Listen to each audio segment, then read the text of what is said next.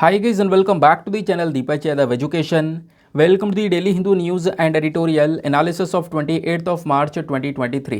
तो गाइज आज है तारीख 28 मार्च 2023 और है Tuesday.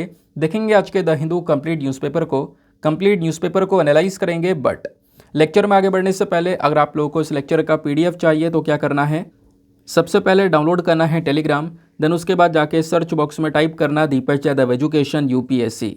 As you can see guys आप लोगों को ये वाला चैनल मिल जाएगा, इस पर क्लिक करना और जाकर इस चैनल को ज्वाइन कर लेना। ज्वाइन करने से फ़ायदा क्या होगा, यहाँ पर डेली बेसिस पर लेक्चर का पीडीएफ मिल जाता है, डेली करंट अफेयर के वीडियो का पीडीएफ मिल जाता है और डेली बेसिस पर बहुत सारे डिजिटल नोट्स मिल जाते हैं। नाउ बढ़ते हैं आगे बढ़ने से पहले हमेशा की तरह हम लोग अपने लेक्चर को एक मैप के क्वेश्चन के साथ स्टार्ट करेंगे। तो आज आप सभी लोगों को मैप में जाकर देखना है तांजानिया को, काफ़ी चर्चा में है, इसको अच्छे से मैप में देखना है। देन उसके बाद आकर नीचे कमेंट सेक्शन में टाइप करना, जिससे कि आप लोग इसको लंबे समय तक याद रख पाओगे। साथ ही साथ एक क्वेश्चन सॉल्व करेंगे जो कि यूपीएससी प्रीवियस ईयर साल 2021 के प्रीलिम्स में पूछा गया था। डेली बेसिस पर हम लोग यहाँ पर एक प्रीवियस ईयर क्वेश्चन को भी सॉल्व करते हैं। क्वेश्चन के अंदर में भारत रत्न और पद्म अवार्ड्स को लेकर 3 स्टेटमेंट्स दिए गए हैं। बताना है कि कौन सा स्टेटमेंट नॉट करेक्ट है, यानी कौन सा स्टेटमेंट सही नहीं है। पहला स्टेटमेंट बोलता है कि जो भारत रत्न और पद्म अवार्ड्स हैं इनको हमारे संविधान में आर्टिकल 18 क्लॉज 1 के अंदर में टाइटल्स के तौर पर कवर किया गया है। जबकि आपको पता होगा कि संविधान का आर्टिकल 18 क्लॉज 1 क्या बात करता है, टाइटल्स को अबॉलिश करने के बारे में चर्चा करता है। लेकिन यहाँ पे बोला जा रहा है स्टेटमेंट में कि इन दोनों ही अवार्ड्स को एक टाइटल की तरह इस आर्टिकल में कवर किया गया है। क्या ये स्टेटमेंट सही है? दूसरा स्टेटमेंट देखते हैं कि जो पद्म अवार्ड्स हैं इनकी शुरुआत की गई थी 1954 में, तब से अभी तक ये एक बार सस्पेंड किए गए हैं, एक बार इनको सस्पेंड किया गया था। बताओ क्या ये स्टेटमेंट सही है? तीसरा स्टेटमेंट बोलता है कि जो भारत रत्न अवार्ड्स हैं ये एक साल में मैक्सिमम 5 बार दिए जाते हैं। तो बताओ कौन सा स्टेटमेंट सही है इन तीनों में से? नीचे आपको ऑप्शन दिए गए हैं। ऑप्शन ए बोलता है 1 and 2 only, option B 2 and 3 only, option C 1 and 3 only, या फिर ऑप्शन डी तीनों के तीनों इनकरेक्ट हैं। तो इसका सही आंसर आप सभी को नीचे कमेंट सेक्शन में देना है। एटलीस्ट सभी को इसमें पार्टिसिपेट करना है, जैसे मैं आप लोगों से डेली बेसिस पर बोलता हूं। बाय द वे इसका जो करेक्ट आंसर है वो मैंने आपको टेलीग्राम पर प्रोवाइड करवा दिया है, वहां से भी आप इसको चेकआउट कर सकते हो। और अगर वहां पर आंसर नहीं मिलता है तो भी कोई परेशान होने की ज़रूरत नहीं है, वीडियो के लास्ट में इसके करेक्ट आंसर का डिस्कशन हम लोग करेंगे। तो चलो शुभ आरंभ करते हैं और चलते हैं सबसे पहले थंबनेल वाले इंपॉर्टेंट आर्टिकल की तरफ। तो आज मैंने आप लोगों को बोला है कि तांजानिया को अच्छे से मैप में देखना। उसके पीछे का रीज़न है कि तांजानिया बेसिकली न्यूज़ में इसलिए आ चुका है क्योंकि वहाँ पे मारबर्ग जो वायरस है वो फैल चुका है और मार्बर्ग वायरस का पहला आउटब्रेक तांजानिया में नज़र आया है, जिसकी वजह से 5 लोगों की जान जा चुकी है। इसको लेकर बहुत सारे न्यूज़ आर्टिकल कल से ही पब्लिश हो रहे हैं, जैसा आप देख पाओगे इंडियन एक्सप्रेस ने इसको कवर किया है, वो भी एक्सप्लेन सेक्शन पर कि Marburg virus disease outbreak kills 5 in Tanzania, what is this virus. और ऐसे कई सारे न्यूज़ आर्टिकल्स आप देख पाओगे यहाँ पर, चाहे वो हिंदी में हो चाहे वो इंग्लिश में हो, वो पब्लिश हो रहे हैं लगातार। तो इसके बेसिस पर आपको 2 चीज़ें तो पढ़नी है एग्जामिनेशन के लिए। पहली चीज़ तो आपको तांजानिया की लोकेशन पता होनी चाहिए, ठीक है, और मैं आपको बता दूं इस लोकेशन से संबंधित पहले यूपीएससी प्रश्न भी पूछ चुका है। दूसरा, आपको मार्बर्ग वायरस के बारे में पता होना चाहिए, क्योंकि हम हर साल देखते हैं कोई ना कोई डिजीज़ को लेकर प्रीलिम्स के अंदर एक ना एक सवाल मिल ही जाता है। तो पहले मैं आपको एक लोकेशन दिखाता हूं, उसको बहुत अच्छे से यहाँ पर देखना है। ये पूरा का पूरा अफ्रीकन कॉन्टिनेंट है। इस अफ्रीकन कॉन्टिनेंट में आपको जाना है यहाँ पर नीचे की साइड में, जो ये ऑरेंज कलर का पोर्शन आपको दिख रहा है ना, यही है तांजानिया। अब तांजानिया को देखने के लिए आपको क्या करना पड़ेगा, आसपास की कंट्रीज़ जो हैं इसके साथ में कौन कौन सी कंट्रीज़ बॉर्डर शेयर करती हैं उन कंट्रीज़ को आपको देखना है। जैसे यहाँ पे तांजानिया नज़र आ रहा है, तांजानिया के ऊपर कीनिया नॉर्थ में आपको नज़र आएगा, युगांडा नज़र आएगा। तो युगांडा और कीनिया के बीच में बेसिकली यहाँ पर एक लेक है जिसको हम लोग लेक विक्टोरिया के नाम से जानते हैं, ठीक है। इनके बीच में एक समुद्र देखने को मिलेगा, एक झील देखने को मिलेगी, सॉरी। फिर इधर यहाँ पे आपको वेस्टर्न साइड में डेमोक्रेटिक रिपब्लिक ऑफ कॉन्गो देखने को मिलेगा, नीचे सदर्न साइड में जाम्बिया देखने को मिलेगा, और भी देश देखने को मिलेंगे। इधर मालावी नज़र आएगा और इधर यहाँ पर मोजाम्बिक नज़र आएगा। तो ये कुछ कंट्रीज़ है जो कि तांजानिया के साथ में अपने बॉर्डर को शेयर करती हैं। इधर इंडियन ओशन आपको नज़र आएगा और पूरे अफ्रीकन कॉन्टिनेंट के जस्ट वेस्टर्न साइड में आपको अटलांटिक ओशन देखने को मिलेगा। तो यही वो देश है जहाँ पर रिसेंटली मार्बर्ग वायरस का आउटब्रेक हुआ है, जिसकी वजह से पहली बार 5 लोगों की जान भी गई है और अभी वहाँ पर एक अलर्ट जारी कर दिया गया है। इसकी जो कैपिटल है वो है डोडोमा। क्या है? डोडोमा इसकी राजधानी है तांजानिया की। दोस्तों लोकेशन को ध्यान में रखना बहुत ज़्यादा ज़रूरी है। आप देखोगे यूपीएससी ने साल 2000 में एक प्रश्न पूछा था जो कि बहुत सिंपल था। क्वेश्चन क्या था, which one of the following lakes form an international boundary between Tanzania and Uganda. Tanzania और युगांडा जो दो कंट्रीज़ हैं, इनके बीच में एक लेक है जो कि एक बाउंड्री बनाती है।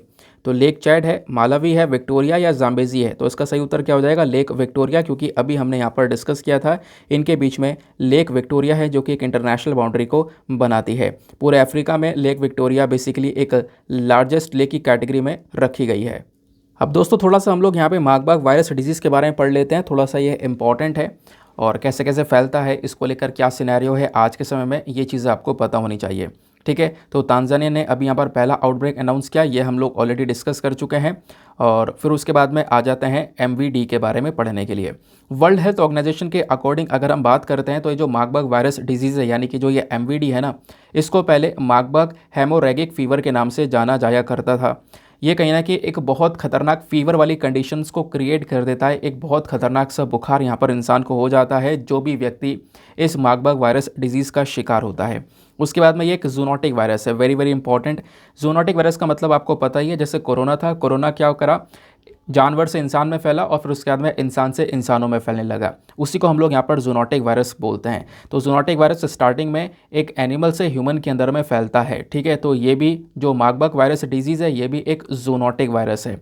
ठीक है, जैसे हमारे इबोला वायरस वगैरह है ना, वैसे यहाँ पे आपको ये मार्बर्ग वायरस भी देखने को मिल जाता है। इबोला वायरस और मार्बर्ग वायरस में काफ़ी सारी सिमिलैरिटीज़ भी नज़र आती हैं।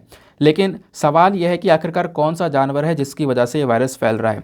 तो बोला जाता है जो फ्रूट बैट होता है ना, जो चमगादड़ है, वो एक बहुत बड़ा कारण है, क्योंकि चमगादड़ एक ऐसा आपको एनिमल देखने को मिलेगा जो कि नेचुरल होस्ट है वायरसेस का, यानी कि चमगादड़ में नेचुरली बहुत सारे वायरसेस पाए जाते हैं। तो जो मार्बर्ग वायरस है उसका भी नेचुरल होस्ट कौन है, फ्रूट बैट है, चमगादड़ ही है, ध्यान रखना। वैसे यहाँ पर कुछ रिपोर्ट्स का और अलग कहना है। अगर आप वर्ल्ड हेल्थ ऑर्गेनाइजेशन के अकॉर्डिंग बात करोगे तो अफ्रीकन ग्रीन मंकीज़ की भी बात की जाती है। जो अफ्रीकन ग्रीन मंकी है ना, ये युगांडा से इंपोर्ट किए गए थे और ये सबसे पहला सोर्स बने थे इस ह्यूमन इन्फेक्शन का। यानी इस बीमारी का जो पहला इन्फेक्शन ह्यूमन में देखने को मिला है ना, उसके पीछे का रीज़न अफ्रीकन ग्रीन मंकीज़ को भी बोला गया है, ऐसा यहाँ पर WHO की साइट से स्टेटमेंट निकल कर आया है। वैसे आपको ध्यान में रखना है, अगर आपसे सवाल बन जाए मार्बर्ग वायरस डिजीज़ का नेचुरल होस्ट कौन है, तो वो फ्रूट बैट है, यानी कि चमगादड़ की वजह से बीमारी फैलती है। ये बीमारी इतनी खतरनाक है, अगर किसी को हो जाती है तो लगभग कह सकते हो 50% चांसेस है कि उस व्यक्ति की मृत्यु हो जाए। ठीक है, कभी कभी सिचुएशन इतनी ज़्यादा बेकार हो जाती है, कभी कभी इसकी कंडीशन बहुत ज़्यादा सीवर हो जाती है, जिसकी वजह से हम कह सकते हैं 90% तक चांसेस है कि इंसान की मृत्यु हो जाए। ठीक है, तो फर्टिलिटी रेट इसका बहुत ज़्यादा आपको देखने को मिलेगा। सवाल यह है कि अगर किसी को ये बीमारी हो भी जाती है तो कैसे पता चलेगा, इसके लक्षण क्या हैं। तो लक्षण में यहाँ पे आप देख पाओगे, स्टार्टिंग में तो नहीं दिखाई पड़ेंगे, लेकिन लगभग अगर ये बीमारी किसी को हो जाती है तो लगभग 2 से 21 दिन के अंदर अंदर जो ये सिम्टम्स, जो ये लक्षण है वो दिखाई पड़ने स्टार्ट होते हैं। जैसे कि बुखार बहुत तेज़ हो जाएगा, फिर उसके बाद में जो मसल्स हैं, मांसपेशियाँ हैं, उसके अंदर बहुत दर्द होने लगेगा, सर में बहुत ज़्यादा दर्द होने लगेगा। और जैसे जैसे यहाँ पर दिन बीतेंगे ये जो सिम्टम्स हैं ये और ज़्यादा बड़े लेवल पर देखने स्टार्ट हो जाएंगे, यानी ये लक्षण और ज़्यादा बढ़ जाएंगे। जैसे कि पेट में दर्द होना, उल्टियाँ होना, है ना, दस्त हो जाना, डायरिया हो जाना। तो ये सारे लक्षण जो है ये नज़र आते हैं मार्बर्ग वायरस डिजीज़ वाले केस में। इवन सिचुएशन यहाँ पर अगर ऐसी ही चलती रही, उस पेशेंट्स को बहुत सारी परेशानियाँ हो जाती हैं, क्योंकि अगर उसको एक प्रॉपर ट्रीटमेंट नहीं मिलता है और कुछ टाइम बाद यहाँ पर वो घोस्ट लाइक जैसा जो सिचुएशन है ना उसको फेस करने लगता है, यानी कि जो आँखें हैं वो बिल्कुल काली सी पड़ जाती हैं, शरीर बहुत कमज़ोर सा हो जाता है, उसके बाद में शरीर पूरा थका थका सा लगने लगता है इस मार्बर्ग वायरस डिजीज़ की वजह से।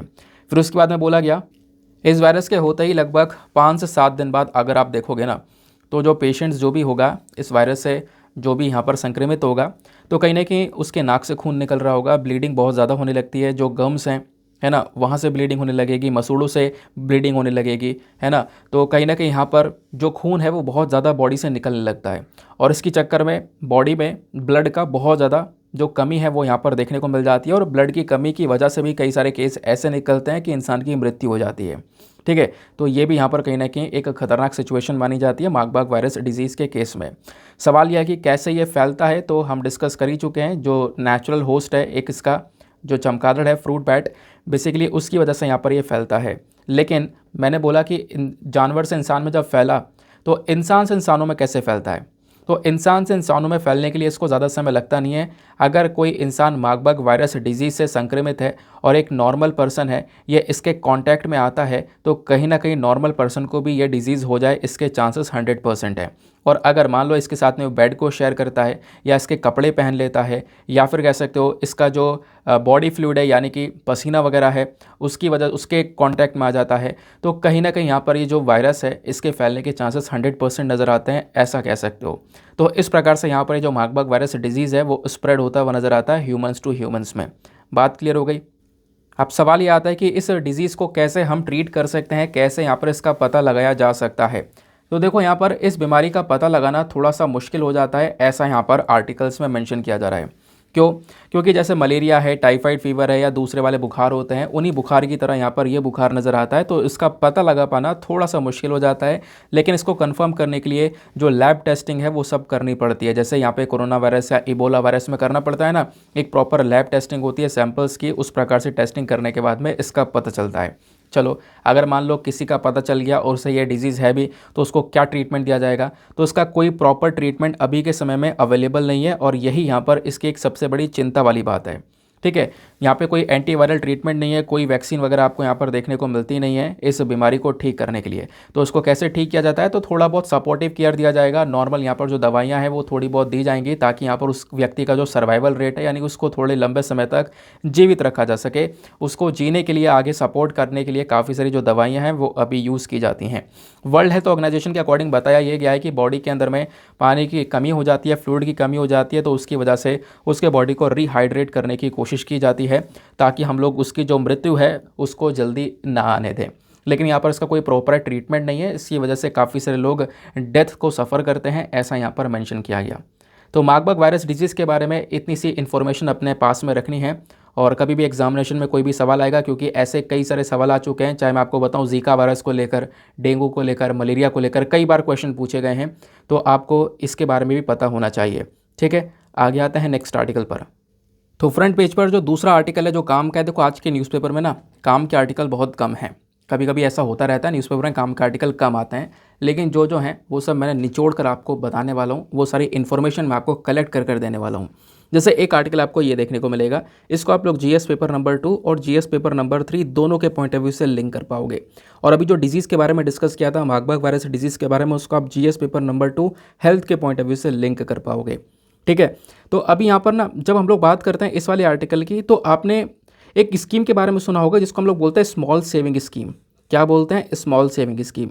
अब इस स्मॉल सेविंग स्कीम के अंदर में कई सारी स्कीम्स आती हैं, जैसे कि प्रोविडेंट फंड हो गया, है ना, पब्लिक प्रोविडेंट फंड जिसको हम पीपीएफ बोलते हैं, ये भी एक स्मॉल सेविंग स्कीम है। या फिर सुकन्या समृद्धि अकाउंट हो गया, ये भी यहाँ पर एक स्मॉल सेविंग स्कीम है। यानी कि आपको नाम से पता चल रहा है स्मॉल सेविंग स्कीम।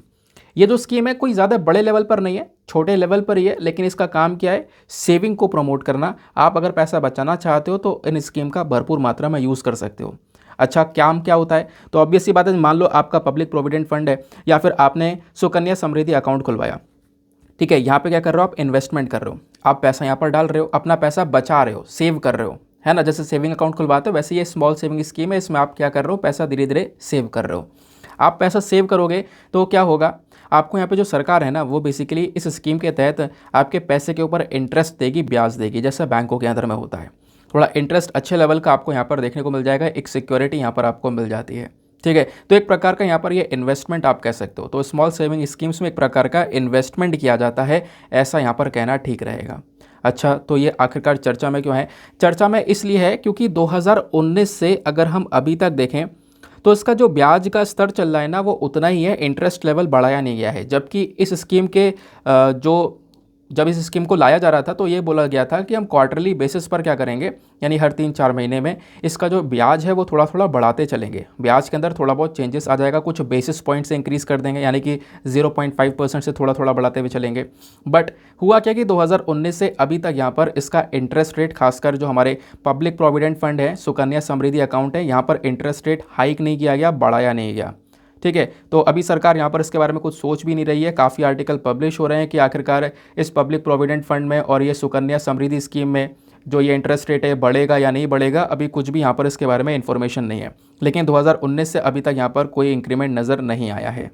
तो आर्टिकल तो यहाँ पर एक छोटा सा ही था, लेकिन करना क्या है, अब इसके बेसिस पर आपको पता होना चाहिए स्मॉल सेविंग स्कीम्स के बारे में कि आखिरकार ये क्या होती हैं। ठीक है, तो यहाँ पर स्मॉल सेविंग स्कीम्स की बात करते हैं। तो ये स्कीम्स सबसे बड़ा सोर्स होती है हाउस होल्ड सेविंग्स का, यानी कि आपको घर से कोई पैसे बचाने बचत करनी है तो उसके लिए यहाँ पर एक सबसे बड़ा ज़रिया ये स्कीम्स यहाँ पे नज़र आती हैं। यहाँ पे जो डिपॉजिटर्स होते हैं यानी कि जो पैसे जमा करने वाले लोग हैं वो उनको एक अश्योर्ड इंटरेस्ट मिलता है, यानी कि कुछ ब्याज इसके ऊपर मिलता है और एक अच्छे इंटरेस्ट का यानी कि एक अच्छे लेवल का आपको ब्याज यहाँ पर प्रोवाइड करवाया जाता है।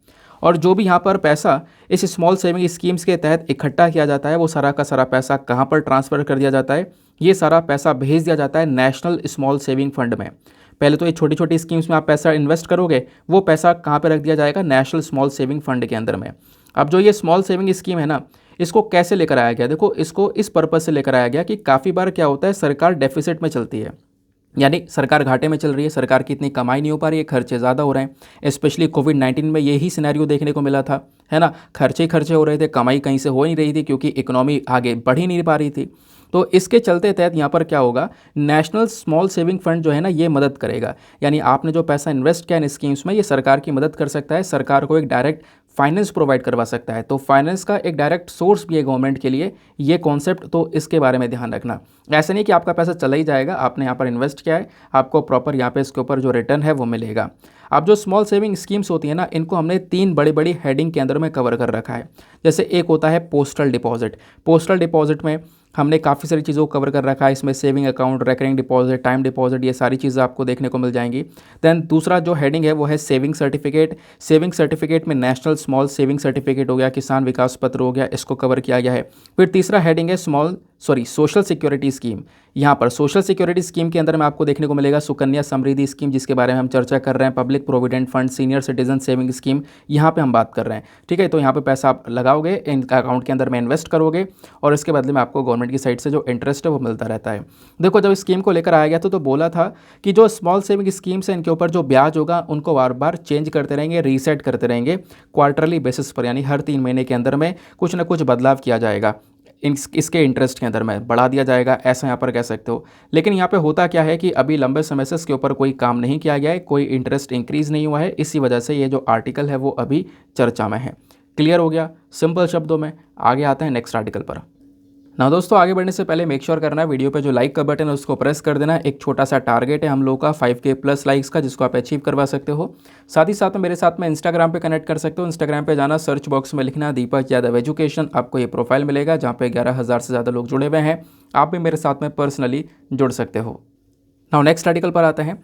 इस वाले आर्टिकल को भी आप लोग जीएस पेपर नंबर 2 पॉलिटी के साथ में लिंक कर पाओगे। पॉलिटी का एक छोटा सा कॉन्सेप्ट यानी कि फाइनेंस बिल, वो आज हम लोग यहाँ पर कवर करेंगे।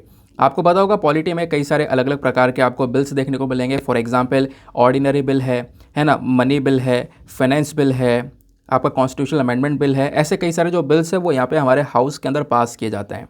लेकिन अभी जो आर्टिकल में चर्चा की जा रही है वो फाइनेंस बिल के बारे में चर्चा की जा रही है। तो अभी पार्लियामेंट में काफ़ी प्रोटेस्ट चल रहा था, लेकिन उस प्रोटेस्ट के दौरान जो ये फाइनेंस बिल है इसको अभी दोनों हाउसेस के थ्रू अप्रूवल दे दिया गया, यानी राज्यसभा लोकसभा दोनों के थ्रू यहाँ पर इसको अप्रूवल मिल चुका है। इस वजह से यहाँ पर ये चर्चा में है। ठीक है, तो इस बिल को एक छोटे से अमेंडमेंट के साथ में पास कर दिया गया, यानी कि जब इसको पास किया जा रहा था एक छोटा सा बदलाव किया गया, और खासकर उस बदलाव में जो सिक्योरिटीज़ ट्रांजैक्शन टैक्स रेट है, इसमें जो भी यहाँ पर कमियाँ थी उसको यहाँ पर सही करके इस बिल को पास कर दिया गया, यानी अमेंडमेंट करके पास कर दिया गया। अब ये चीज़ तो आपको ध्यान में रखने की ज़रूरत नहीं है कि इसमें क्या अमेंडमेंट किया, ये कुछ भी नहीं पूछा जाएगा, बट आपको एक मोटा मोटा कॉन्सेप्ट जैसे फाइनेंस बिल के बारे में बात की जा रही है तो ये ज़रूर पता होना चाहिए कि फाइनेंस बिल आखिरकार होता क्या है। ठीक है, तो चलो मैं आपको समझाने की कोशिश करता हूँ, क्योंकि यहाँ पर देखो ये एक अलग से पॉलिटी का टॉपिक है। अगर आप इस पर टाइम दोगे तो घंटे भर का पूरा एक लेक्चर बनेगा जहाँ पे आपको सारे बिल समझने होंगे, पहले ऑर्डिनरी, फिर मनी, फिर फाइनेंस, है ना। लेकिन यहाँ पर फिर भी मैं कोशिश करूँगा एक आसान भाषा में आपको एक कॉन्टेक्स्ट देने की कि आखिरकार फाइनेंस बिल क्या है, मतलब इतना बताने की कोशिश करूँगा कि कोई क्वेश्चन आता है तो आप उसको हैंडल कर पाओ। तो फाइनेंस बिल क्या होता है, देखो ये एक ऐसा बिल है, इसके नाम से पता चल रहा है, जो कि मनी से रिलेटेड है, यानी कि मनी का रिलेटेड जो भी यहाँ पर चीज़ें होंगी वो बेसिकली यहाँ पर हम लोग फाइनेंस से डिनोट करते हैं, यानी फाइनेंस मतलब पैसा, यानी कि पैसों से रिलेटेड आपको जो भी चीज़ें देखने को मिलेंगी उसका बिल यहाँ पर फाइनेंस बिल कहलाएगा। जैसे मान लो यहाँ पर कोई टैक्स का इशू हो सकता है ना, गवर्नमेंट एक्सपेंडिचर, सरकार के कोई खर्चे हो गए, सरकार ने कोई पैसा लेना है, सरकार की कोई कमाई हो गई, है ना, तो रेवेन्यू, टैक्सेस, एक्सपेंडिचर, बोरोइंग्स, इन सब चीज़ों को लेकर यहाँ पर जो ये बिल होगा वो यहाँ पे हमारा फाइनेंस बिल होता है, यानी कि पैसों से रिलेटेड आपको ये बिल देखने को मिलेगा। तो यहाँ पर इनसे रिलेटेड कोई बिल पास होता है तो उसको हम लोग यहाँ पर फाइनेंस बिल के नाम से जानते हैं। अब आपको पता होगा लोकसभा के कुछ रूल्स एंड रेगुलेशंस यहाँ पर मेंशन्ड है। तो रूल नंबर जो 219 है ना, rules of procedure of Lok Sabha का जो रूल नंबर 219 है, इस वाले रूल के अंदर में फाइनेंस बिल के बारे में जिक्र किया गया है, फाइनेंस बिल के बारे में समझाया गया है। देखो अब क्या करना है, अब आपको ये चीज़ें ध्यान में रखनी है। सबसे पहली बात, फाइनेंस बिल कहाँ पे इंट्रोड्यूस किया जाता है, तो लोकसभा में इंट्रोड्यूस किया जाता है। यानी कि सबसे पहली बार फाइनेंस बिल कहाँ पे आएगा, लोकसभा में। आपसे क्वेश्चन बन सकता है क्या राज्यसभा में आता है, नहीं, लोकसभा में सबसे पहली बार इसको इंट्रोड्यूस किया जाएगा। तो जैसे यहाँ पर हमारा एनुअल बजट आ जाता है ना, एनुअल बजट लोकसभा से पास हो जाएगा। एनुअल बजट पास होने के बाद में ये फाइनेंस बिल इंट्रोड्यूस किया जाता है। ठीक है, इस फाइनेंस बिल को हम लोग मनी बिल की तरह भी सर्टिफाइड करते हैं। अभी मैं आपको कॉन्सेप्ट समझाऊंगा, मनी बिल और फाइनेंस बिल दोनों के बीच में डिफरेंस भी समझा दूंगा। ठीक है, तो जब हम लोग बात करते हैं ना फाइनेंस बिल की, तो हमारे संविधान में जो ये पूरा का पूरा फाइनेंस वाला पोर्शन है, इसको दो कैटेगरीज में कवर किया गया है। एक तो है मनी बिल और दूसरा है फाइनेंस बिल। फाइनेंस बिल 1 और फाइनेंस बिल 2 आपको ये देखने को मिलेगा। तो मनी बिल के बारे में जो सारी जो चर्चा है वो आर्टिकल 110 के अंदर की गई है। फाइनेंस बिल के बारे में जो चर्चा है वो आर्टिकल 117 क्लॉज 1 में की गई है।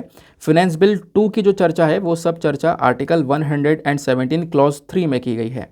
ठीक है, यानी कि इन आर्टिकल में, इन अनुच्छेदों में बताया गया है। जैसे आर्टिकल 110 को देखोगे ना तो आपको 6-7 पॉइंट्स मिलेंगे, और वो 6-7 पॉइंट्स यहाँ पर ये दर्शाते हैं कि उस बिल में अगर ये 6-7 पॉइंट्स हैं तो वो मनी बिल कहलाएगा। ठीक है, जैसे कि एग्जांपल देता हूँ मैं आपको, जैसे एग्जांपल मैं आपको दूँ, जैसे आर्टिकल 110 को देखोगे ना तो कुछ टॉपिक देखने को मिलेंगे इसमें, कि मान लो यहाँ पर जैसे आपका कोई टैक्स हो गया है ना, टैक्स को लागू करना है ना, या टैक्स को ख़त्म करना, या टैक्स को कम करना, या टैक्स में कुछ बदलाव करना, या टैक्स को रेगुलेट करना, इससे संबंधित कोई भी प्रोविज़न होगा ना, उस प्रोविज़न के अंदर में कोई बदलाव करना है, मान लो टैक्स को कम करना है, उसमें कोई बदलाव करना है, तो वो basically as a money bill pass होगा, क्योंकि वो आर्टिकल 110 में मेंशन किया गया है।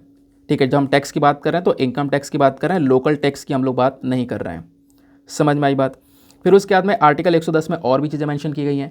जैसे सपोज़ यहाँ पे जो हमारी सरकार है वो अगर पैसा बोरो करती है, उसका कोई रेगुलेशन किया जा रहा है ना, उसके अंदर कोई बदलाव करना है, तो कहीं ना कहीं वो मनी बिल की तरह पास होगा। पार्लियामेंट में कोई चेंज करना है तो मनी बिल की तरह पास किया जाएगा। और मनी बिल कहाँ पे इंट्रोड्यूस होगा सबसे पहले, वो मैं आगे आपको थोड़ा और डिफरेंस क्लियर करूँगा तो और अच्छे से समझाऊंगा, वरना अभी कन्फ्यूजन क्रिएट होने लगेगा। समझ में आई बात। ऐसी और भी टॉपिक्स यहाँ पर मनी बिल्स के अंदर में यानी आर्टिकल 110 में कवर किए गए हैं। जैसे कि आपका जो कंसोलिडेटेड फंड ऑफ इंडिया होता है ना, या कॉन्टीजेंसी फंड ऑफ इंडिया होता है। कंसोलिडेटेड फंड ऑफ इंडिया क्या होता है, जहाँ पे सरकार पैसा डालती है, यहाँ से सरकार पैसा निकालती है अपने खर्चे के लिए। जो कॉन्टीजेंसी फंड ऑफ इंडिया होता है ये इमरजेंसी फंड होता है। ठीक है, यहाँ पे कुछ इमरजेंसी के तौर पर जो भी यहाँ पर 500 करोड़ जो भी पैसा है वो रखा जाता है। कोई इमरजेंसी आती है तो यहाँ पर इस फंड से पैसा निकाला जाता है ना। तो यहाँ पर जो भी आपका कंसोलिडेटेड फंड ऑफ इंडिया है या कॉन्टीजेंसी फंड ऑफ इंडिया है, इसकी जो कस्टडी है इसको देखना, यहाँ पे पैसा पेमेंट करना, यहाँ से पैसा निकालना, इसको लेकर जो प्रोविज़न है अगर इसमें कोई बदलाव करना है तो वो भी as a money bill parliament के अंदर पास किया जाता है, ध्यान में रखना है। उसके बाद में कंसोलिडेटेड फंड ऑफ इंडिया से अगर कोई पैसा निकालना है तो उसके लिए भी यहाँ पर उसमें कोई बदलाव करना है तो मनी बिल के थ्रू यहाँ पर वो पास किया जाता है। या फिर आप कह सकते हो कि कंसोलिडेटेड फंड ऑफ इंडिया के थ्रू कोई खर्चा करना है ना, किसी खर्चे को यहाँ पर बढ़ाना या घटाना है तो उसके लिए भी यहाँ पे आपको पता है ना, काफ़ी सारे लोगों को जैसे प्रेसिडेंट वगैरह हैं, हमारे राष्ट्रपति वगैरह हैं, उनको जो सैलरी मिलती है वो कंसोलिडेटेड फंड ऑफ इंडिया से मिलती है। कुछ बढ़ानी घटानी है तो वो सब कुछ यहाँ पे मनी बिल्स के थ्रू पास किया जाएगा। आपको ये बात ज़रूर से ध्यान रखनी है।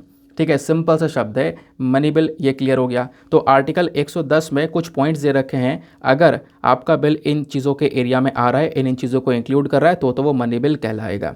लेकिन अगर इन चीज़ों से बाहर है तो वो मनी बिल नहीं कहलाएगा। और इसी के टर्म के बेसिस पर आपको एक बात पता होनी चाहिए कि जितने भी मनी बिल्स होते हैं वो फाइनेंशियल बिल्स तो होते हैं, जितने भी मनी बिल्स होते हैं वो फाइनेंशियल बिल्स तो होते हैं, लेकिन जितने भी फाइनेंशियल बिल्स होते हैं वो मनी बिल्स नहीं होते। अब आप कहोगे ये क्या बता दिया, तो सिंपल सा शब्द है, जितने भी मनी बिल्स आपको देखने को मिलेंगे वहाँ पे कहीं ना कहीं हम पैसों की चर्चा कर रहे होंगे, फाइनेंस की चर्चा कर रहे होंगे।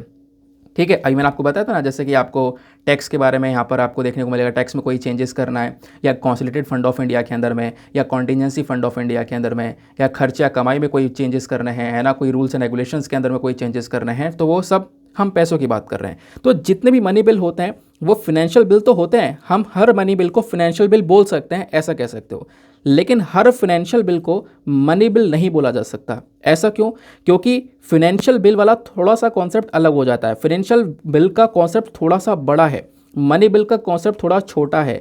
मनी बिल का कॉन्सेप्ट केवल आर्टिकल 110 तक ही सीमित है कि आर्टिकल 110 में जो जो चीज़ें हैं अगर इस दायरे में बिल आ रहा है तो वो यहाँ पे आपका मनी बिल कहलाएगा, है ना। और यहाँ पर फाइनेंस वाली बात ही हो रही है सारी की सारी, तो इस चक्कर में आपके जितने मनी बिल होते हैं वो फाइनेंशियल बिल्स वाली कैटेगरी में कवर किए जाते हैं। लेकिन फाइनेंशियल बिल की अगर हम बात करते हैं तो फाइनेंशियल बिल को अलग अलग आर्टिकल में कवर किया गया है। मैंने बताया ना, आर्टिकल 117 में क्लॉज 1 आपको देखने को मिलेगा, क्लॉज 3 देखने को मिलेगा, थोड़ा ये वाइडर कॉन्सेप्ट है। तो फाइनेंशियल बिल में कुछ और चीज़ें अलग से आ जाती हैं, क्योंकि मैंने बोला मनी बिल केवल वही होंगे जो आर्टिकल 110 के जो प्रोविजंस हैं उसको रख रहे होंगे। अब फाइनेंशियल बिल में काफ़ी सारी चीज़ें ऐसी आ जाती हैं जो कि आर्टिकल 110 से काफ़ी ज़्यादा बाहर हैं। इसी वजह से बोला गया कि फाइनेंशियल बिल आपके मनी बिल, मतलब सारे फाइनेंशियल बिल मनी बिल नहीं हो सकते, कुछ फाइनेंशियल बिल मनी बिल भी हो सकते हैं, लेकिन जितने मनी बिल होंगे वो फाइनेंशियल बिल्स होंगे। ठीक है, इस स्टेटमेंट के बेसिस पर कई बार क्वेश्चन भी बन जाता है। क्लियर हो गया? बहुत सिंपल सा स्टेटमेंट है ना। अभी मैं आपको बीच से बिल्कुल कट डाउन करके समझा रहा हूँ ना, तो इस वजह से हो सकता है थोड़ा बहुत कन्फ्यूजन हो सकता है जो स्टार्टिंग में पढ़ रहा हो, लेकिन इसको दोबारा देखना, आपको यहाँ पे अच्छे से क्लियर हो जाएगा। जो लोग ऑलरेडी पढ़ चुके हैं उसको बहुत आराम से क्रीम की तरह समझ में आ चुका होगा सब कुछ, लेकिन जो बिगनर्स है वो एक दो बार और देखेंगे तो और अच्छे से यहाँ पर आपको क्लियर हो जाएगा, एक दो बार और रीड करोगे तो फाइनेंशियल बिल अगर हम बात करें तो मनी बिल में भी फाइनेंस की बात हो रही है। बाकी उसके अलावा, ठीक है, इसके अलावा फाइनेंस बिल 1 में मतलब आपको देखने को मिलेगा 1 और 2, इस प्रकार के 2 और बिल देखने को मिल जाते हैं। अब ये 2 बिल जो है ना, इसमें काफ़ी सारे बदलाव देखने को मिलेंगे, क्योंकि इसमें आर्टिकल 110 से बाहर की चर्चा की गई है। इसी वजह से बोला जाता है कि सारे फाइनेंस बिल आपके मनी बिल नहीं होते। तो फाइनेंस बिल अगर 1 को देखना है तो इसके अंदर में क्या होता है, इसके अंदर में बहुत सारे मैटर्स होते हैं जो मनी बिल वाले होते हैं। तो मनी बिल वाले काफ़ी सारे मैटर तो देखने को मिलेंगे ही मिलेंगे, उसके साथ साथ बाकी जनरल लेजिस्लेशन के मैटर्स भी यहाँ पर आपको देखने को मिल जाते हैं। ठीक है, यानी कि मनी बिल के मैटर्स को तो कवर करता है, इसके अलावा कोई बाहर यानी आर्टिकल 110 से बाहर वाले जो मैटर्स है वो भी कवर करता है। इस वजह से फाइनेंशियल बिल, सारे फाइनेंशियल बिल मनी बिल नहीं होते। मैं बार बार इस बात को रिपीट कर रहा हूँ। ठीक है, फिर उसके बाद में देखो काफ़ी सारी चीज़ें ऐसी होती हैं, यानी कि फाइनेंशियल बिल और मनी बिल में काफ़ी सारी चीज़ें सिमिलर होती हैं, यानी कि एक जैसी होती हैं, समानताएं होती हैं। जैसे कि दोनों ही जो बिल होता है ना, यानी कि मनी बिल हो चाहे वो फाइनेंस बिल हो, आप दोनों को ही इंट्रोड्यूस करते हो केवल और केवल लोकसभा में। ध्यान रखना, मनी बिल और फाइनेंस बिल 1 की बात कर रहा हूँ, अभी मैं पहले 1 की बात कर रहा हूँ। ठीक है, तो मनी बिल और फाइनेंस बिल 1 दोनों को ही आप लोकसभा में इंट्रोड्यूस कर सकते हो, राज्यसभा में आप इंट्रोड्यूस नहीं करोगे। यानी सबसे पहली बार जो लेकर आया जाएगा, चाहे वो मनी बिल हो चाहे आपका फाइनेंस बिल 1 हो, ये लोकसभा के अंदर आएगा, ना कि राज्यसभा में। दूसरी बात, दोनों को आप यहाँ पर इंट्रोड्यूस कर सकते हो प्रेसिडेंट के रिकमेंडेशन के बेसिस पर, यानी कि पहले आपको प्रेसिडेंट का एक तरीके से रिकमेंडेशन लेना होगा। पहले प्रेसिडेंट आपको यहाँ पर एक अप्रूवल देंगे, है ना, फिर उसके बाद में आप जो ये बिल है इसको इंट्रोड्यूस कर पाओगे लोकसभा में। ध्यान रखना, लोकसभा में इंट्रोड्यूस होगा, राज्यसभा में नहीं होगा। ठीक है, ये तो यहाँ पर समानताएं हमारी सिमिलैरिटीज़ हैं मनी बिल और फाइनेंशियल बिल 1 की। उसके लिए हमारे पास एक प्रॉपर चार्ट भी है, तो आप यहाँ पर ये चार्ट देख सकते हो। ठीक है, तो मनी बिल आपको समझ में आया, उसके बाद में फाइनेंशियल बिल 1, क्योंकि फाइनेंशियल बिल में बिल 1 आता है और बिल 2 आता है। तो हमारे संविधान में आर्टिकल 110 में मनी बिल्स के बारे में जितनी भी डिटेल्स है, यानी कि आर्टिकल 110 मनी बिल को लेकर डील करता है। आर्टिकल 117 क्लॉज 1 हमारा फाइनेंस बिल को लेकर डील करता है, और आर्टिकल 117 क्लॉज 2 हमारा फाइनेंस बिल 2 को लेकर डील करता है। तो ये 1 और 2 आपको ये अलग अलग बिल्स देखने को मिल जाएंगे। ठीक है, ये मैं आपको बता ही चुका हूँ कि क्या क्या मैटर्स यहाँ पर देखे जाते हैं। ठीक है, यहाँ पर भी फाइनेंस का मैटर देखा जाता है, और यहाँ पर भी फाइनेंस का मैटर, उसके अलावा कुछ बाहर के मैटर्स भी हो जाते हैं। यहाँ पर भी कुछ और अलग मैटर्स देखने को मिल जाते हैं। मतलब आर्टिकल 110 के जो मैटर्स हैं वो यहाँ पर तीनों में देखे तो जा ही रहे हैं। यहाँ पे आपको आर्टिकल 110 के प्रोविजंस देखने को मिलेंगे। यहाँ पर आर्टिकल 110 के कुछ प्रोविजंस को इंक्लूड नहीं किया गया है, लेकिन आप देखोगे इसी के बेसिस पर हम लोग बोलते हैं कि जो मनी बिल्स है, क्योंकि यहाँ पर फाइनेंस की चर्चा हो रही है तो ये फाइनेंशियल बिल्स होते हैं, लेकिन फाइनेंशियल बिल जो है यहाँ पर मनी बिल्स के दायरे से भी बाहर भी चर्चा हो रही है, तो इस चक्कर में सारे फाइनेंशियल बिल मनी बिल नहीं होते, कुछ होते हैं। समझ में आई बात? उसके बाद में हम लोगों ने यहाँ पर बात किया था कि इसको इंट्रोड्यूस कहाँ पे करते हैं। तो आपका जो मनी बिल होता है ये केवल और केवल लोकसभा में सबसे पहली बार इंट्रोड्यूस किया जाएगा, केवल और केवल आप लोकसभा में इसको लेकर आ सकते हो। ठीक है, और फाइनेंशियल बिल 1 जो होता है इसको भी केवल और केवल लोकसभा में लेकर आ सकते हो। फाइनेंशियल बिल जो 2 होता है ये आपके दोनों हाउसेस में लिया जा सकता है, दोनों हाउसेस में इंट्रोड्यूस किया जा सकता है, यानी लोकसभा हो चाहे वो राज्यसभा हो। अब बात आती है प्रेसिडेंट के रिकमेंडेशन की। तो अगर आपको लोकसभा में ये बिल लेकर आना है ना, तो उसके लिए आपको प्रेसिडेंट का जो परमिशन है वो यहाँ पे चाहिए, प्रेसिडेंट का एक अप्रूवल चाहिए होता है। ठीक है, तो यहाँ पर यानी कि मनी बिल में भी ये अप्रूवल चाहिए और आपका फाइनेंशियल बिल 1 में भी चाहिए, लेकिन फाइनेंशियल बिल 2 के अंदर में इसकी रिक्वायरमेंट नहीं होती है। अब अगर आप क्वेश्चन बन जाए कि राज्यसभा के अंदर इस बिल में से कौन कौन से बिल जो हैं क्योंकि आपको पता है ना, लोकसभा से बिल अगर पास होगा तो राज्यसभा में जब भेजा जाएगा तो इसमें कुछ अमेंडमेंट किया जा सकता है, यानी ये राज्यसभा आपका जो बिल है उसके अंदर कुछ बदलाव कर सकता है, या राज्यसभा उस बिल को रिजेक्ट भी कर सकता है, आगे पास करने से मना कर सकता है। तो ध्यान ये रखना है आपको कि जो आपका मनी बिल होता है, ना ही ये अमेंड किया जा सकता है और ना ही ये रिजेक्ट किया जा सकता है। ठीक है, ना ही ये अमेंड किया जा सकता है, ना ही ये रिजेक्ट किया जा सकता है राज्यसभा के थ्रू। और दूसरा, यहाँ पर इसको अमेंड भी किया जा सकता है और रिजेक्ट भी किया जा सकता है फाइनेंशियल बिल 1 को, और 2 को भी यहाँ पर अमेंड भी किया जा सकता है, यानी कि इसके अंदर बदलाव भी कर सकते हो और इसको रिजेक्ट भी किया जा सकता है। ठीक है, अब क्या बात आती है, जैसे ये बिल पास हो जाता है ना, तो उसके बाद में प्रेसिडेंट के पास में ये बिल जाते हैं, ताकि प्रेसिडेंट उसको एक्सेप्ट करें या रिजेक्ट करें, वो उनके ऊपर है। जैसे प्रेसिडेंट के पास में पावर आती है, अगर हम मनी बिल की बात करें तो मनी बिल को प्रेसिडेंट जो है ना वो एक्सेप्ट कर सकते हैं या फिर रिजेक्ट कर सकते हैं, लेकिन इसको रिटर्न नहीं कर सकते, क्योंकि एक केस होता है एक्सेप्ट करना, रिजेक्ट करना या फिर उसको वापस कर देना। लेकिन एक्सेप्ट या रिजेक्ट ही करना होगा, इसको रिटर्न नहीं कर सकते मनी बिल को। ठीक है, लेकिन फाइनेंशियल बिल 1 को आप कह सकते हो ये रिटर्न कर सकते हैं, प्रेसिडेंट इसको वापस से देखने के लिए रिटर्न कर सकते हैं, और बिल 2 को भी यहाँ पर रिटर्न कर सकते हैं। समझ में आई बात। फिर उसके बाद अब जैसे कि मैंने आपको बताया कि ये राज्यसभा में जाएगा ही नहीं, राज्यसभा में जाएगा नहीं मतलब यहाँ पे कोई अमेंडमेंट नहीं होगा, राज्यसभा इसको रिजेक्ट नहीं कर सकता है ना, कुछ समय के लिए रोक सकता है अपने पास में, है ना। फिर उसके बाद में मतलब कि रिकमेंडेशन वगैरह दे सकता है राज्यसभा की भाई यहाँ पर कुछ सुधार की आवश्यकता है, लेकिन यहाँ पर इसको अमेंड नहीं कर सकता, रिजेक्ट नहीं कर सकता। तो इसके चक्कर में अगर लास्ट में कोई मामला अटकता है तो इसके ऊपर कोई जॉइंट सिटिंग नहीं बैठती है, मनी बिल को लेकर कोई जॉइंट सिटिंग का प्रोविजन नहीं है, लेकिन फाइनेंशियल बिल 1 और फाइनेंशियल बिल 2 को लेकर जो प्रेसिडेंट है वो यहाँ पर जॉइंट सिटिंग बैठा सकते हैं। ठीक है, यानी कि ये मैटर आगे पहुँचता है, आगे यहाँ पर सहमति नहीं बनती है तो एक जॉइंट सिटिंग बैठाई जाएगी, और वहाँ पर कह सकते हो जो पार्टीज़ होंगी वो बैठेंगी, मेजोरिटी में जो भी वोट देगा उसके पक्ष में यहाँ पर ये जो सारी चीज़ें वो चली जाती हैं। तो मैंने आपको बहुत सिंपल तरीके से समझाने की कोशिश की है मनी बिल्स और फाइनेंशियल बिल्स को। आई होप आपको एक क्लैरिटी मिल चुकी होगी। तो फाइनेंशियल बिल को समझाना था कहोगे आप, आपने मनी बिल को समझाया, क्योंकि इन दोनों का आपस में एक इंटर रिलेशन है, जैसा आप लोगों ने देखा है, एक बहुत बड़ा रिलेशन है, और अगर मैं मनी बिल नहीं समझाता तो फाइनेंशियल बिल को समझना और कठिन हो जाता। ठीक है, इस चक्कर में 2 कॉन्सेप्ट टॉपिक क्लियर हो चुके हैं। अभी एक ऑर्डिनरी बिल भी आता है, उसको भी समझा दूंगा कभी, मैं आपको एक डिटेल से ना टाइप्स ऑफ बिल्स के ऊपर एक वीडियो बना दूंगा, जैसे समय मिलेगा बहुत डिटेल्स आपको वो चीज़ें क्लियर करवा दूंगा। ठीक है, अभी के लिए इतना, नेक्स्ट आर्टिकल पर आते हैं। दोस्तों यहाँ पर 2 छोटे छोटे आर्टिकल्स हैं, यहाँ पे कुछ ज़्यादा खास चीज़ें नहीं है, लेकिन फिर भी यहाँ पर एक बार देख लेते हैं। एक आर्टिकल यहाँ पर ये देखने को मिलेगा, ये बात करता है एनसीईआरटी की बुक्स के बारे में, है ना। तो एनसीईआरटी के बारे में चर्चा करता है, आप लोग पढ़ते भी होंगे एनसीईआरटी। तो अभी जो एनसीईआरटी की टेक्स्ट बुक्स है ना, ये थोड़ी बहुत चेंज होने वाली हैं।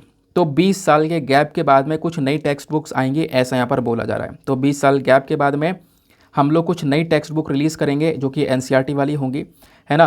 कुछ और नई चीज़ें यहाँ पर ऐड की जाएंगी, ऐसा यहाँ पर मेंशन किया जा रहा है। तो अभी इसको इतनी पढ़ने की आवश्यकता नहीं है, क्योंकि कुछ ज़्यादा खास डिटेल्स यहाँ पर अवेलेबल है नहीं।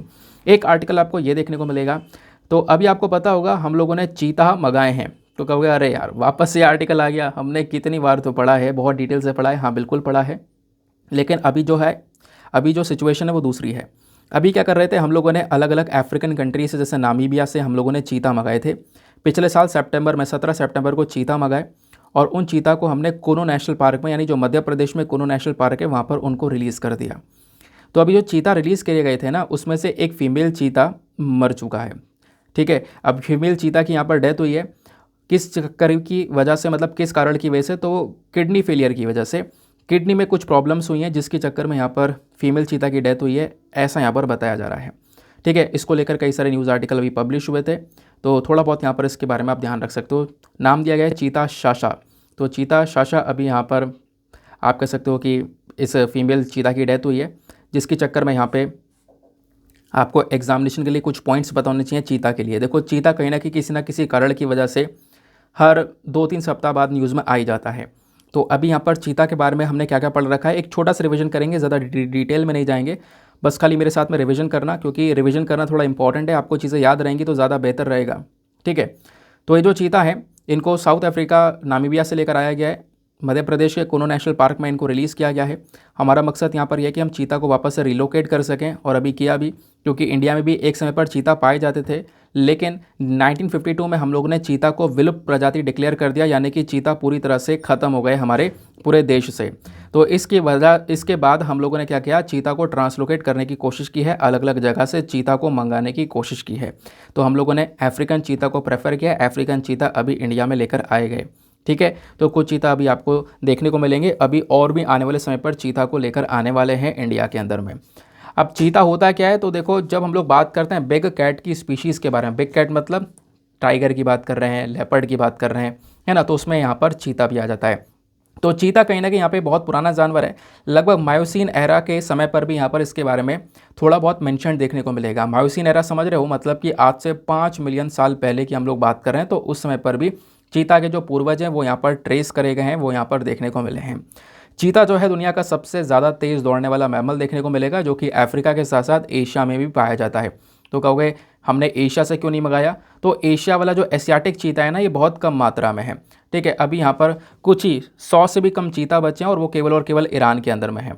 ठीक है, इंडिया के अंदर हुआ करता था, तो इंडिया में 1952 के समय पर ही वो ख़त्म हो चुका है। लेकिन अफ्रीकन वाले चीता की संख्या करंट समय पर थोड़ी ज़्यादा है, और अभी इंडिया में अफ्रीकन चीता को मंगाया गया है। तो थोड़ी बहुत डिटेलिंग्स आपको पता होनी चाहिए, जैसे कि इसका साइंटिफिक नेम है एसिनोनिक्स ज़ुबाटस। कैरेक्टरिस्टिक्स की अगर हम लोग बात करते हैं तो थोड़ा सा ज़्यादा ब्राउनिश कलर का आपको ये देखने को मिलेगा, इसकी गोल्डन स्किन देखने को मिलेगी, और थोड़ा सा बड़ा साइज़ का होता है। यानी कि जो एशियाटिक चीता होता है ना, एशिया वाले चीता से अफ्रीका वाला चीता थोड़े बड़े साइज़ का होता है, जो अभी हमने मंगाया है वो थोड़े से बड़े साइज़ का है। बात क्लियर हो गई। अब अफ्रीकन वाले चीता की संख्या भी ज़्यादा है, अफ्रीका वाला चीता हज़ारों की संख्या में पाया जाता है। अब इसका प्रोटेक्शन स्टेटस क्या है ये ज़रूर ध्यान रखना, इसको IUCN रेड लिस्ट में वनरेबल कैटेगरी में कवर किया गया है। वनरेबल मतलब खतरे में है, जनसंख्या इसकी संख्या खतरे में है, बट फिर भी इतने खतरे में नहीं है, अभी अच्छी खासी पॉपुलेशन अवेलेबल है। साइट्स में अपेंडिक्स 1 में रखा गया है, यानी कि जो इसका इंटरनेशनल व्यापार होता है ना, उसके ऊपर बहुत सारी रोक टोक लगाई जाती हैं, लेकिन कुछ एक्सेप्शनल कंडीशन में यहाँ पर व्यापार किया जा सकता है। फिर उसके बाद में वाइल्ड लाइफ प्रोटेक्शन एक्ट में शेड्यूल 2 में रखा गया है, यानी कि अगर इसकी कोई हंटिंग करता है, शिकार करता है, तो उसको यहाँ पे कड़ी से कड़ी सज़ा दी जाती है। इस प्रकार से यहाँ पर इस अफ्रीकन चीता की सुरक्षा की जा रही है। फिर अफ्रीका के साथ साथ एशियाटिक चीता को भी पढ़ लो, कहीं से भी क्वेश्चन बन सकता है। तो एशियाटिक चीता का साइंटिफिक नेम क्या है, एसिनोनिक्स ज़ुबाटस वेनेटिकस। तो अगर शुरू के जो 2 वर्ड हैं इनको देखोगे तो ये अफ्रीकन चीता का भी नाम है, इसमें एक वर्ड और इंक्लूड कर दोगे वेनेटिकस, तो यहाँ पर ये बेसिकली एशियाटिक चीता का साइंटिफिक नेम हो जाएगा। दोनों काफ़ी हद तक सिमिलर हैं, बट अफ्रीका वाला थोड़ा सा बड़े साइज़ का है, थोड़ा हेल्दी है, मोटा है। लेकिन यहाँ पर ये अफ्रीकन चीता के कंपैरिजन में जो एशिया वाला चीता है ये थोड़ा सा पतला आपको देखने को मिलेगा, प्लस यहाँ पर इसका जो कलर है वो थोड़ा सा येलोइश कलर भी नज़र आता है, ऐसा यहाँ पर मेंशन किया गया। 100 से भी कम चीते बचे हैं ये वाले, और केवल ईरान में पाए जाते हैं। इसी वजह से इसका जो प्रोटेक्शन स्टेटस देखोगे तो वहाँ पर काफ़ी कड़ी इसकी सुरक्षा की जा रही है। जैसे IUCN रेड लिस्ट में इसको क्रिटिकली इंडेंजर्ड कैटेगरी में कवर किया गया है, यानी कि ये एक ऐसी प्रजाति है जो कि बहुत ही ज़्यादा खतरे में, बहुत ही ज़्यादा खतरे में। और अगर अभी ये जो 100 से भी कम चीता बचे हैं ना, अगर ये ख़त्म हो जाते हैं तो हम दुनिया से कह सकते हैं एशियाटिक चीता ख़त्म हो चुके हैं पूरी तरह से, फिर उनको एक्सटिंक्ट वाली कैटेगरी में डालना पड़ेगा। अभी ये क्रिटिकली एंडेंजर्ड कैटेगरी में है। साइट्स में अपेंडिक्स 1 में रखा गया है, यानी कि इसका व्यापार वगैरह के ऊपर काफ़ी रोक टोक है, और वाइल्ड लाइफ प्रोटेक्शन एक्ट में शेड्यूल 2 में कवर किया गया है, यानी कि इसको एक हाई प्रोटेक्शन देने की कोशिश की गई है। बात क्लियर हो गई। तो इतनी सी इन्फॉर्मेशन ध्यान रखना है, वैसे आप पहले ही पढ़ चुके हो, यहाँ पर एक रिविजन है। अब देखो मैं एक आध कमेंट देखता हूँ ना कि सर आप काफ़ी सारा जो कंटेंट है वो मतलब बीच बीच में रिपीट कर देते हो। अब बताओ यहाँ पर ये चीता की बात कर रहे हैं हम, चीता में यही चीज़ तो पढ़ेंगे, इसके अलावा क्या पढ़ेंगे? अगर यहाँ पे रोज़ ही पढ़ना हो, रोज़ आर्टिकल ही आता रहेगा, तो भी आपको यही चीज़ पढ़नी पड़ेगी। 1 साल बाद पढ़ना होगा तो भी ये चीज़ पढ़नी पड़ेगी, ये चीज़ बदल थोड़ी ना जाएगी। और बात रहेगी यहाँ पर चीज़ों को रिपीट करने की, तो ये इसमें आपका फ़ायदा है। ठीक है, मैं चाहूँ तो चीज़ों को ना रिपीट करके वीडियो को थोड़ा छोटा कर सकता हूँ, लेकिन बहुत सारे लोग यहाँ पे कह सकते हो कि कई 100 लोग यहाँ पर रोज़ाना जुड़ते हैं हमारे पास में, तो वो सब नए नए लोग होते हैं। तो उन्हें यहाँ पर कैसे पता चलेगा कि हमने आर्टिकल कवर किया है नहीं किया है? आपने तो पढ़ा है, देखो आप मेरे साथ में जुड़े हो, आपने यहाँ पर इन चीज़ों को पढ़ा, रिवाइज़ करा हुआ है, नोट्स आपके पास में प्रॉपर। लेकिन मान लो आज एक नया व्यक्ति जुड़ा है, उसको नहीं पता है, तो वो यहाँ पे कहाँ से कवर करेगा? इस वजह से बीच बीच में चीज़ों को रिपीट करना बनता है यार, है ना। तो इसके लिए नाराज़ वगैरह मत हुआ करो कि सर आप चीज़ों को कभी कभी बीच में रिपीट कर देते हो। रिपीट करने से आपका रिविजन भी हो जाता है। और ध्यान रखना, रोज़ अगर नई चीज़ पढ़ रहे हो ना, तो रोज़ नई चीज़ पढ़ने से काफ़ी चीज़ें भूल भी जाते हो। इससे अच्छा जो इंपॉर्टेंट चीज़ हैं, जो लगातार न्यूज़ में बनी हुई है, उसका बार बार रिवीजन करो। वो रिवीजन करने से आपको बहुत बेनिफिट्स भी मिलेंगे। रिवीजन करोगे, चीज़ें बार बार याद रहेंगी, क्योंकि एग्जामिनेशन में जब बैठते हैं ना, तो सारी चीज़ें मतलब पूरा माइंड ब्लैंक हो जाता है भाई। मतलब कि पढ़ते तो पूरे साल हैं, लेकिन जब एग्जामिनेशन बैठते हैं पेन पेपर लेके, तो कुछ समझ में नहीं आता कि क्या करें क्या ना करें, मतलब कुछ नहीं क्लियर होता। तो उस बेसिस पर आपका जितना रिवीजन रहेगा उतनी अच्छी क्लैरिटी रहेगी, और उतने अच्छे से आप अपने क्वेश्चंस को अटेम्प्ट भी कर पाओगे। ठीक है, समझ रहे हो ना मेरी बात को? चलो आते हैं नेक्स्ट आर्टिकल पर। ना दोस्तों आते हैं एडिटोरियल डिस्कशन पे। जैसे मैंने बोला था आज हमारे पास में कुछ ज़्यादा काम के आर्टिकल्स नहीं है।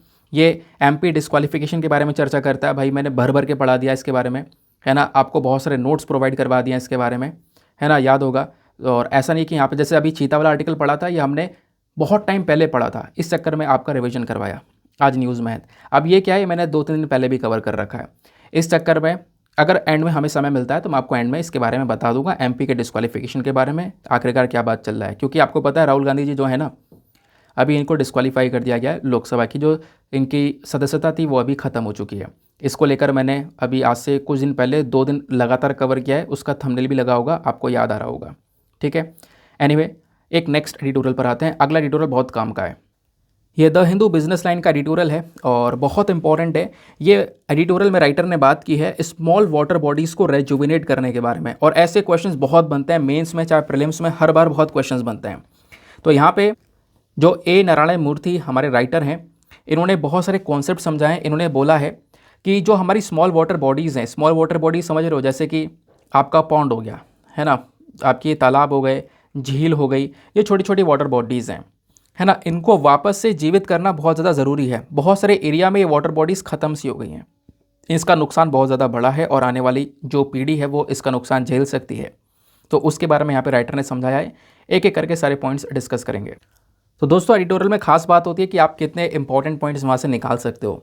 तो सारी की सारी इन्फॉर्मेशन आपको स्क्रीन पर नीचे नजर आएगी, बहुत अच्छे से सुनना। फिर आपको मैं एक मेंस का क्वेश्चन दूंगा, उस क्वेश्चन को आपको अटेम्प्ट भी करना है।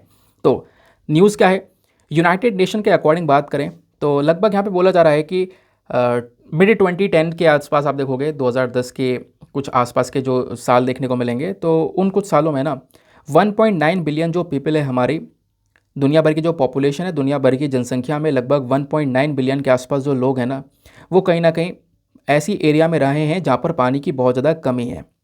और ऐसा आज भी देखने को मिलता है। आज ये पॉपुलेशन की संख्या और बढ़ चुकी है। आज और भी बहुत सारे लोग हैं जो कि ऐसे एरिया में रह रहे हैं जहाँ पर पानी की बहुत ज़्यादा कमी है ना। उनको बहुत लिमिटेड वे में पानी का यूज़ करना पड़ता है और ये नंबर धीरे धीरे बढ़ता चले जाएगा। राइटर बोलते हैं 2050 तक हमारा अंदाज़ा है कि लगभग 2.7 से लेकर 3.2 बिलियन के आसपास ऐसे लोग होंगे जो कि पानी की कमी की वजह से सफ़र कर रहे होंगे, उनको प्रॉपर पानी नहीं मिल पा रहा होगा। और मैंने जैसा बोला ना, करंट समय में भी ऐसा है कि कई सारे लोग कई सारे एरिया में ऐसे लोग रह रहे हैं जहाँ पर उनको पानी बहुत सोच समझ के खर्चना पड़ता है, बहुत लिमिटेड वे में यहाँ पर उनको पानी मिल पा रहा है। अब उसके बेसिस पर यहाँ पर एक रिपोर्ट आती है वाटर एंड रिलेटेड स्टैटिस्टिक्स करके, 2021 की रिपोर्ट है। इस रिपोर्ट को सेंटर वाटर कमीशन ने पब्लिश किया था और इसमें यहाँ पर मेंशन किया गया है कि आने वाले समय में यानी साल 2025 तक हर 3 में से एक व्यक्ति कहीं ना कहीं वाटर स्ट्रेस्ड एरिया में रह रहा होगा। हर 3 में से एक व्यक्ति ऐसा होगा जहाँ पर, जो कि एक ऐसे एरिया में रह रहा होगा जहाँ पर पानी की बहुत ज़्यादा कमी है। पानी की कमी के चक्कर में वो सफ़र भी कर रहा होगा। बट अनफॉर्चुनेटली यहाँ पर जो हमारी स्मॉल वाटर बॉडीज़ हैं, जैसे मैंने बोला छोटी वाटर बॉडीज़ में, जब मैं स्मॉल वाटर बॉडी बोलूँगा ना तो समझ लेना मैं झील की, तालाब की बात कर रहा हूँ। ठीक है, तो ये जो स्मॉल वाटर बॉडीज़ है ना, ये हमेशा से ही बहुत सपोर्टिव रही हैं, चाहे वो हमारा एग्रीकल्चर सेक्टर हो, चाहे डोमेस्टिक रिक्वायरमेंट हो। सभी लोगों ने यहाँ पर आपने देखा होगा उनको बहुत मदद मिल जाती है इन छोटी छोटी वाटर बॉडीज़ से। लेकिन इंडिया में ये वाटर बॉडीज़ पिछले कुछ समय पर बहुत तेज़ी से वैनिश हो चुकी हैं, ख़त्म हो चुकी हैं और अभी धीरे धीरे ये वाटर बॉडीज़ और ख़त्म हो रही हैं। तो इस वजह से राइटर बोलते हैं कि हमें एक अर्जेंटली रिक्वायरमेंट है, ज़रूरत है कि हम इस वाटर क्राइसिस को रोक सकें। और इस वाटर क्राइसिस को रोकने के लिए, यानी कि जैसा रिपोर्ट बोल रही है, एक अंदाज़ा लगा रही है आने वाले समय में इतने लोग सफ़र करेंगे, इसको हम रोका जा सकता है, इसको हम रोक सकते हैं। कैसे रोकेंगे? जो ये स्मॉल वाटर बॉडीज़ हैं इनको वापस से रेजुविनेट करके, जो स्मॉल वाटर बॉडीज़ हम ख़त्म कर चुके अपने हाथों से, उसको वापस से हमें वैसे ही बनाना पड़ेगा। तब जाके हम यहाँ पर ये अच्छे से आने वाला जो फ्यूचर है उसको सेव कर पाएंगे। अब सवाल यहाँ पर एक कि स्मॉल वाटर बॉडीज से आखिरकार क्या फ़ायदा होता है? छोटे मोटे तालाब ही तो हैं, झील तो है, बंद कर दे तो क्या हो जाएगा? नहीं, इसके बहुत सारे फ़ायदे हैं। तो राइटर पहले इसके बेनिफिट्स के बारे में बोलते हैं। सबसे पहले जो फ़ायदा है वो है ईजी एक्सेस टू वाटर। जितनी भी वाटर बॉडीज़ है ना, आप इससे आराम से यहाँ पर पानी जो है निकाल सकते हो, उसका यूज़ कर सकते हो।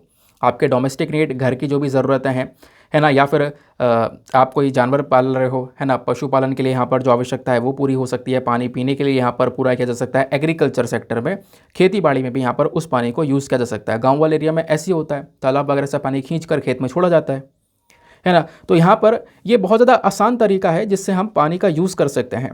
और इससे यहाँ पे लोगों को एक वाटर सिक्योरिटी मिल जाती है, सबसे बड़ी बात। और दूसरी चीज़, गांव में आप देखते होंगे आज के समय पे क्या हो रहा है ना, लोग वाटर को कलेक्ट करके रखते हैं, अलग अलग जगह पर भर भर के जो है पहले से रख लेते हैं, तो वो वाला सिनेरियो जो है वो खत्म हो जाएगा। ऐसा जो बर्डन लोग आज के समय पर फेस कर रहे हैं वो चीज़ें यहाँ पर थोड़ी सी कम हो जाएंगी। ठीक है, तो ये यहाँ पर आपको पहला देखने को मिलेगा कि आखिरकार हमें वाटर बॉडीज़ को क्यों बचाना चाहिए। दूसरा यहाँ पर आप देखने को मिलेगा वह है लो मेंटेनेंस कॉस्ट। अब लो मेंटेनेंस कॉस्ट का मतलब है कि अगर आप बात करते हो किसी बांध की, किसी बड़े डैम की या रेजर्वायर की, तो उसको मेंटेन करना काफ़ी मुश्किल है, बहुत खर्चा लगता है। लेकिन जो आपके नेचुरल वाटर बॉडीज़ हैं, जो छोटी छोटी वाटर बॉडीज़ हैं, तालाब हो गए या फिर यहाँ पर ये झील हो गई, इसको मेंटेन करने में ज़्यादा कोई खर्चा लगता नहीं है, बहुत कम मायने में यहाँ पर खर्चा लग पाता है, ऐसा कह सकते हो। और ये बहुत अच्छा तरीका भी है पानी को स्टोर करने का, पानी को प्रॉपर मैनेज करने का। तो ये दूसरी ज़रूरत है, दूसरा यहाँ पर फ़ायदा देखने को मिलेगा। तीसरा फ़ायदा है फार्मर्स के लिए, हमारे किसान भाइयों के लिए काफ़ी मददगार साबित होती हैं। स्मॉल वाटर बॉडीज़ का आप इस्तेमाल कर सकते हो इरिगेशन के लिए, अपनी खेती बाड़ी में सिंचाई के लिए इस्तेमाल कर सकते हो। इवन यहाँ पर उनके अंदर मछली पालन करना चाहो तो वो भी कर सकते हो, है ना, उस वाटर बॉडी में। तो कहीं ना कहीं ये वाटर का एक रिलायबल सोर्स है हमारी फार्मिंग एक्टिविटीज़ के लिए। बहुत ज़्यादा विश्वास यहाँ पर फार्मर्स आज के समय पर कर रहे हैं, खास के गाँव वाले एरिया में, जो कि पूरी तरह से इन वाटर बॉडीज़ के ऊपर डिपेंडेंट है। फिर एक और यहाँ पर इसका फ़ायदा है वो है ग्राउंड वाटर को रिचार्ज करने में वाटर बॉडीज़ का बहुत बड़ा फ़ायदा है। अब ये क्या मतलब हो गया, ये मतलब ये है कि देखो हमारे ज़मीन के अंदर में पानी प्रेजेंट है, ग्राउंड वाटर में आपको ये पानी देखने को मिलेगा। तो वो पानी ना हम लोग निकालते हैं, तो वो पानी मतलब जब उसकी एक्सट्रैक्ट किया जा रहा है ग्राउंड वाटर से, ज़मीन के अंदर से पानी खींचा जा रहा है सभी जगह पर, तो वो पानी का लेवल नीचे धंसता जा रहा है, कम होता चले जा रहा है। तो स्मॉल वाटर बॉडीज़ क्या करती हैं, ये कहीं ना कहीं हमारे ग्राउंड वाटर को रिचार्ज करने में सक्षम साबित होती हैं। खासकर यहाँ पे आप देख पाओगे, मान लो कहीं पर ग्राउंड वाटर है बहुत तेज़ी से ख़त्म हो रहा है, बहुत तेज़ी से डाउन पहुँच चुका है, वाटर टेबल हमारे एरिया में काफ़ी नीचे पहुँच चुका है। तो ये स्मॉल वाटर बॉडीज़ क्या करती हैं, तालाब और ये झील क्या करेंगी, यहाँ पे बारिश वगैरह होगी, पानी इकट्ठा होगा और वो पानी धीरे धीरे करके हमारे ग्राउंड वाटर में चला जाएगा, हमारे ज़मीन के अंदर में थोड़ा बहुत स्टोर हो जाएगा। तो इससे क्या होगा, हमारे ग्राउंड वाटर रिचार्ज होते हुए नजर आएंगे। तो ये नेचुरल पर्सपेक्टिव से भी काफ़ी रेलिवेंट माना जाता है। फिर उसके बाद में नेक्स्ट पॉइंट है बायोडाइवर्सिटी। अब ये क्या है, देखो जो भी हमारी छोटी छोटी वाटर बॉडीज़ हैं ना, ये बहुत अलग अलग प्रकार के जो जानवर हैं उनको यहाँ पर ये जीवन दे रही हैं। बहुत छोटे छोटे जो एक्वेटिक प्लांट्स हैं उनको यहाँ पर सपोर्ट मिल रहा है। बहुत सारी ऐसी एंडेंजर्ड स्पीशीज़ हैं, यानी कि ऐसी यहाँ पर जानवरों की प्रजातियाँ जो बहुत खतरे में हैं, वो भी यहाँ पर उन वाटर बॉडीज़ के अंदर में पल रही हैं। तो एक इंपॉर्टेंट हैबिटेट एरिया है, बहुत इंपॉर्टेंट एरिया है, जहाँ पर आपको फिश, एम्फीबियन, रेप्टाइल, बर्ड्स, ये सारी चीज़ें देखने को मिल जाती हैं इन वाटर बॉडीज़ के अंदर में। तो हमारे बायोडाइवर्सिटी के पर्सपेक्टिव से भी इसका इंपॉर्टेंस बहुत ज़्यादा है। फिर एक और यहाँ पर फ़ायदा देखने को मिलेगा वो है फ्लड कंट्रोल। अब यहाँ पे राइटर बोलते हैं कि छोटी छोटी जो वाटर बॉडीज़ है ना, ये फ्लड यानी बाढ़ का जो रिस्क है इसको कम कर सकती हैं। कहीं पर बाढ़ आ रही है ना, अब कैसे बाढ़ आ रही है, देखो बहुत ज़्यादा बारिश हुई, उस हैवी रेन की वजह से बाढ़ आ रही है। तो जब बारिश होती है उस हैवी रेन को यहाँ पर कहीं ना कहीं जो वाटर बॉडीज़ है, जो है झील या लेक हैं, ये अपने आप में स्टोर कर सकते हैं, है ना। जो बाढ़ आने की चांसेस है वो काफ़ी कम हो सकते हैं, क्योंकि बाढ़ का जो पानी है, थोड़ा बहुत पानी यहाँ पर इनके अंदर समाया जा सकता है ना। तो इससे बाढ़ जहाँ पर जल्दी आ जा रही है, जहाँ पे स्मॉल वाटर बॉडीज़ नहीं है वहाँ पे तुरंत बाढ़ आ जा रही है, जबकि जिस एरिया में स्मॉल वाटर बॉडीज़ है वहाँ पे पानी जो है इन वाटर बॉडीज़ में स्टोर हो जाता है बाढ़ आने की बजाय। तो बाढ़ को कंट्रोल करने के लिए काफ़ी अच्छा यहाँ पर एक इनिशिएटिव ये देखने को मिल जाएगा। इससे क्या होगा, वाटर जो है वो स्टोर भी हो जाएगा, उस वाटर से ग्राउंड वाटर रिचार्ज हो जाएगा, काफ़ी सारे और भी फ़ायदे हो जाएंगे। समझ में आई बात।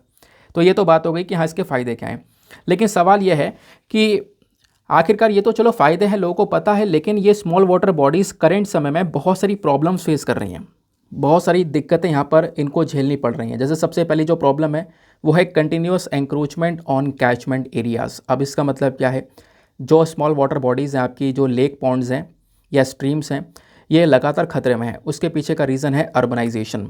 जिस प्रकार से अर्बनाइजेशन बढ़ रहा है, शहरीकरण बढ़ रहा है, ठीक है, तो अर्बनाइजेशन के टॉपिक में आप ये चीज़ इंक्लूड भी कर सकते हो अलग से, क्योंकि लोग जो है शहर की तरफ तेज़ी से बढ़ते जा रहे हैं। अब शहर की तरफ बढ़ रहे हैं तो इससे यहाँ पर बहुत सारे घर बन रहे हैं, बिल्डिंग्स बन रही हैं, बहुत ज़्यादा इंफ्रास्ट्रक्चर बन रहा है। आप दिल्ली वगैरह जाओ तो लगातार रेगुलर बेसिस पर इंफ्रास्ट्रक्चर बनता जा रहा है, या आपके एरिया में भी आपने देखा होगा पहले के मुकाबले बहुत ज़्यादा जो इंफ्रास्ट्रक्चर है वो बन चुका है।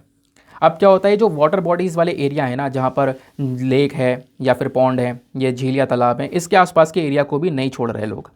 अब इसके आसपास भी क्या हो रहा है, लगातार कह सकते हो कि डेवलपमेंट चल रहा है, इंफ्रास्ट्रक्चर बन रहा है, यहाँ पे भी बन रहे हैं। और हमने कई आर्टिकल पढ़े हैं जहाँ पे ये मेंशन किया था कि काफ़ी सारे जो झील है ना उसको बंद करके, यानी उसमें मिट्टी विट्टी डाल के उसको बंद करके उसके ऊपर ऑफिस बनाए जा रहे हैं। ऐसा भी कई बार यहाँ पर देखने को मिला है। तो कहीं ना कहीं यहाँ पर जो वाटर बॉडीज़ हैं ये एक सपोर्ट प्रोवाइड करवा रही हैं हम लोगों को, और इनके साथ में ही ऐसा हो रहा है। अब इसके आसपास जब अर्बनाइजेशन बढ़ रहा है ना, लोग यहाँ पर इन वाटर बॉडीज़ के आसपास रहने शुरू हो चुके हैं, तो कहीं ना कहीं इसको पूरी तरह से पल्यूट भी कर दिया लोगों ने, इन वाटर बॉडीज़ को ख़त्म भी कर दिया है। ठीक है, तो अर्बनाइजेशन एक बहुत बड़ा कारण है जिसकी चक्कर में ये वाटर बॉडीज़ पूरी तरह से सफ़र कर रही हैं। फिर दूसरा यहाँ पर जो सबसे बड़ा प्रॉब्लम देखने को मिलेगा इनके साथ में, वो है लैक ऑफ एनुअल मेंटेनेंस।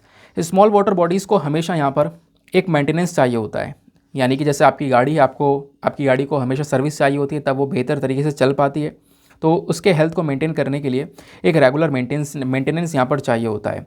अब लोगों के पास में इतने रिसोर्सेस हैं नहीं, तो इस चक्कर में वो मेंटेनेंस प्रॉपरली दे नहीं पाते हैं, और मेंटेनेंस ना होने की वजह से आप कह सकते हो इसमें बहुत ज़्यादा धूल वगैरह इकट्ठा हो जाना है ना, बहुत ज़्यादा कंकड़ वगैरह इकट्ठा हो जाना, इसके चक्कर में जो वाटर की क्वालिटी है वो भी बहुत ज़्यादा कम हो जाती है।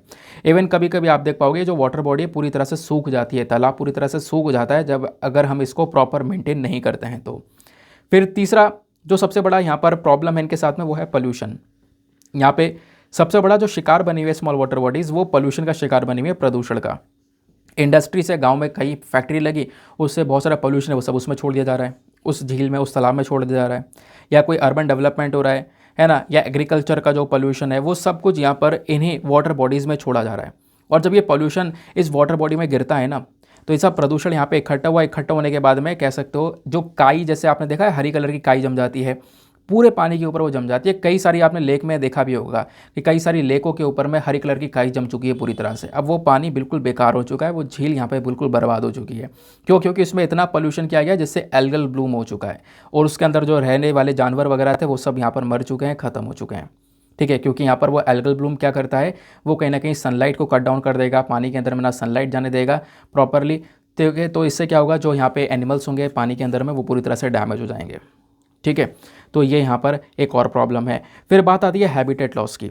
जो ये छोटी छोटी वाटर बॉडीज़ हैं, इनको कहीं ना कहीं खतरा इस चीज़ का भी देखने को मिलेगा कि अर्बनाइजेशन बढ़ा, लोग शहरीकरण कर रहे हैं, सबसे ज़्यादा डेवलपमेंट काफ़ी हो रहा है, पेड़ों की कटाई हो रही है ना, तो इस चक्कर में भी कह सकते हो कहीं ना कहीं जो हमारी बायोडाइवर्सिटी ये ख़त्म होती चली जा रही है, और ऐसा सभी जगह पर हो रहा है। पेड़ों की कटाई वगैरह बहुत ज़्यादा हो रही है, हैबिटेट डिस्ट्रक्शन हो रहा है, इसके चक्कर में हमारी स्मॉल वाटर बॉडीज़ के ऊपर भी एक नेगेटिव इम्पैक्ट पड़ रहा है। फिर उसके बाद में एक और यहाँ पर प्रॉब्लम है, वो है इन्वेजिव स्पीशी। इन्वेजिव स्पीशी क्या होता है, यहाँ पर राइटर बोलते हैं, देखो इन्वेजिव स्पीशी मतलब एक ऐसी प्रजाति जो कि बाहर की है, एक लोकल एरिया में नहीं बनती है। मान लो कि यहाँ पर एक लोकल एरिया, यहाँ पर अलग अलग प्रकार के जानवर पाए जाते हैं, पेड़ पौधे पाए जाते हैं। अब एक इन्वेजिव स्पीशी जो कि बाहर की है, वो स्पीशी अगर यहाँ पर आ जाए ना, तो ये इन यहाँ की लोकल स्पीशी को ख़त्म कर देती है। तो ऐसी स्पीशीज़ को हम लोग क्या बोलते हैं, इन्वेजिव स्पीशी, या फिर नॉन नेटिव स्पीशी के नाम से बोला जाता है, क्योंकि वो इस एरिया को बिलोंग नहीं करती हैं। तो कभी कभी यहाँ पर इस इन्वेजिव स्पीशी की वजह से भी वाटर क्वालिटी ख़राब हो जाती है, ऐसा यहाँ पर बोला गया है। फिर क्लाइमेट चेंज एक बहुत बड़ा रीज़न बना हुआ है, जिसके चक्कर में कई सारे जो हमारे झील हैं या कई सारी जो हमारी कह सकते हो कि तालाब हैं वो पूरी तरह से सूख चुके हैं। स्मॉल वाटर बॉडीज़ जो हैं क्लाइमेट चेंज की वजह से भी पूरी तरह से अफेक्ट हो रही हैं। टेम्परेचर जैसे जैसे बढ़ रहा है, जैसे जैसे गर्मी बढ़ रही है, उसकी वजह से यहाँ पर ये सारा पानी जो है सूखता हुआ भी नज़र आ रहा है। और फिर एक और कारण बताया गया है जिसके चक्कर में ये प्रॉब्लम फेस कर रहे हैं, वो है ओवर यूज़ और एक्सप्लॉइटेशन। राइटर बोलते हैं कि देखो हम लोग क्या कर रहे हैं ना, एक हद से ज़्यादा यहाँ पर पानी का उपयोग कर रहे हैं, चाहे वो इरिगेशन हो, चाहे वो पीने का पर्पज़ हो, तो बहुत ज़्यादा यहाँ पर ओवर यूज़ हो रहा है। और ओवर यूज़ होने के साथ साथ यहाँ पर कई बार पानी का दुरुपयोग भी हो रहा है, गलत इस्तेमाल हो रहा है, फालतू में पानी वेस्ट किया जा रहा है। तो इसके चक्कर में भी कहीं ना कहीं इस स्मॉल वाटर बॉडी को प्रॉब्लम फेस करनी पड़ रही है। तो ये तो यहाँ पे आपने समझा कि स्मॉल वाटर बॉडी का इंपॉर्टेंस क्या है, क्या क्या चैलेंजेस ये वाटर बॉडीज़ फेस कर रही हैं। अब राइटर ने यहाँ पर दिए हैं कुछ सजेशन लास्ट में कि हमें क्या करना चाहिए। तो इस वजह से ऐसे ट्यूटोरियल को पढ़ो जहाँ पे सारे कॉन्सेप्ट्स आपके क्लियर हों। तो यहाँ पे अब क्या बोला जा रहा है कि हमें क्या करना चाहिए, तो करना चाहिए सबसे पहला एक स्ट्रॉन्ग लेजिस्लेशन की हमें आवश्यकता है, एक प्रॉपर कानून की, प्रॉपर लॉ की हमें आवश्यकता है, ऐसा यहाँ पर बोला गया है। ठीक है, जिस प्रकार से इंक्रोचमेंट बढ़ रहा है, डेवलपमेंट बढ़ रहा है, तो हमें ये ध्यान में रखकर लॉ बनाना होगा कि अगर कोई भी व्यक्ति यहाँ पर वाटर बॉडी को नुकसान पहुँचाता है या कोई इंफ्रास्ट्रक्चर वाटर बॉडी के ऊपर नुकसान पहुँचाता है, तो वो एक अपराध माना जाएगा, एक कॉग्निजेबल ऑफेंस माना जाएगा। जो काम या जो कंपनी ये काम कर रही होगी तो उसको पूरी तरह से बंद किया जा सकता है, उस व्यक्ति को अरेस्ट किया जा सकता है, ऐसा आप कह सकते हो। तो इस प्रकार के जो लॉज हैं वो हम लोग को यहाँ पर चाहिए होंगे। ठीक है, ये बात यहाँ पे बोली गई है। दूसरा यहाँ पे राइटर ने मेंशन किया है कि हम लोग को एक सेपरेट मंत्रालय बनाना होगा, सेपरेट मिनिस्ट्री बनानी होगी स्मॉल वाटर बॉडीज़ के लिए। ताकि हम यहाँ पर स्मॉल वाटर बॉडीज़ का सिचुएशन क्या है, इसकी स्थिति क्या है, उसको यहाँ पे हम समझ सकें कि क्यों मर रही हैं वाटर बॉडीज़, ख़त्म हो रही हैं, वो हम लोग यहाँ पर समझ सकें। तो इसके लिए एक अलग से मिनिस्ट्री हो सकती है जिसको हम नाम दे सकते हैं ministry of small water bodies, जिसका मेन काम होगा कि प्रॉपरली यहाँ पर इन वाटर बॉडीज़ को रिपेयर करना, इनको मेंटेन करने के लिए प्रॉपर फंडिंग प्रोवाइड करवाना, वो यहाँ पर इनका एक मेन काम होने वाला है, जो कि अगेन एक अच्छा सजेशन है। फिर उसके बाद में जो नेक्स्ट पॉइंट है वो है अवॉइड कॉन्टेमिनेशन। जो ये छोटी छोटी वाटर बॉडीज़ है ना, यहाँ पे जो पोल्यूशन है इसको यहाँ पे थोड़ा रोकने के ऊपर काम करना होगा। इंडस्ट्रियल एक्टिविटीज़, एग्रीकल्चरल फील्ड्स, इन सब चीज़ों के ऊपर में थोड़ी बहुत रोक टोक हम लोग को लगानी होगी। और कहीं ना कहीं यहाँ पे जो हार्मफुल केमिकल वगैरह वाटर बॉडीज़ में रिलीज़ किए जा रहे हैं उसको हमें रोकना होगा। ये एक और मेन इनिशिएटिव हो सकता है। फिर लास्ट में यहाँ पर मेंशन किया गया है प्रिजर्विंग द सराउंडिंग लैंड, यानी कि जो ये हेल्दी स्मॉल वाटर बॉडीज़ है ना, इसके आसपास का जो एरिया है वहाँ पे लोग पेड़ की कटाई कर रहे हैं, उस एरिया को पूरी तरह से ख़राब कर रहे हैं, उसको यहाँ पे रोकना होगा। ठीक है, वो एरिया यहाँ पर रुकेगा तभी हमारी जो वाटर बॉडीज़ है वो बच पाएंगी। तो ओवरऑल जो हमारा सराउंडिंग एरिया है वाटर बॉडीज़ के आसपास, उसको रोकना होगा, पोल्यूशन को रोकना होगा, जिससे हम क्या कर सकें, इस स्मॉल वाटर बॉडीज़ को मेंटेन कर सकें। फिर उसके बाद में जो इन्वेजिव स्पीशी होती है, इन्वेजिव स्पीशी क्या होती है मैं आपको बता ही चुका हूँ, जो कि बाहर की प्रजातियाँ हैं, इसको थोड़ा कंट्रोल करना होगा, है ना, इसको कंट्रोल करना होगा। इसका रोकने के लिए हम लोग कुछ कंट्रोल मेजर्स को लागू कर सकते हैं। फिर नेक्स्ट जो है अवेयरनेस फैलाना होगा, बताना होगा कि भाई आप ये स्मॉल वाटर बॉडीज़ को बिल्कुल नुकसान ना पहुंचाओ। इसका इंपॉर्टेंस, इसका महत्व हमारी ज़िंदगी में बहुत ज़्यादा है और ख़ासकर आने वाला समय आपके बच्चे के लिए यहाँ पर बहुत ज़्यादा मददगार साबित होगा, क्योंकि अगर यहाँ पर इसको डैमेज करोगे तो आने वाले समय पर बहुत सारे लोग जो ऐसे एरिया में रह रहे होंगे जहाँ पर पानी की बहुत ज़्यादा कमियाँ नज़र आएंगी। तो अवेयरनेस को इंक्रीज़ करना भी कहीं ना कहीं एक बहुत बड़ा सजेशन हो सकता है। अब लास्ट में यहाँ पे आता है हमारा आज का मेंस का क्वेश्चन। तो ये था पर्टिकुलर एडिटोरियल। एडिटोरियल का मकसद ये होता है कि आप लोग यहाँ पर एक डिटेल से पढ़ो, क्योंकि एडिटोरियल हमारे मेंस के लिए इंपॉर्टेंट होता है। तो एक ऐसा टॉपिक था ये कि आपका हमेशा हमेशा के लिए प्रिपेयर हो चुका है। अगर कोई सवाल आता है तो यहाँ से आपके पास में इनफ इन्फॉर्मेशन है उसको इंक्लूड करने के लिए। समझ में आई बात? नाउ अब बात आती है यहाँ पर एक मेंस के क्वेश्चन की।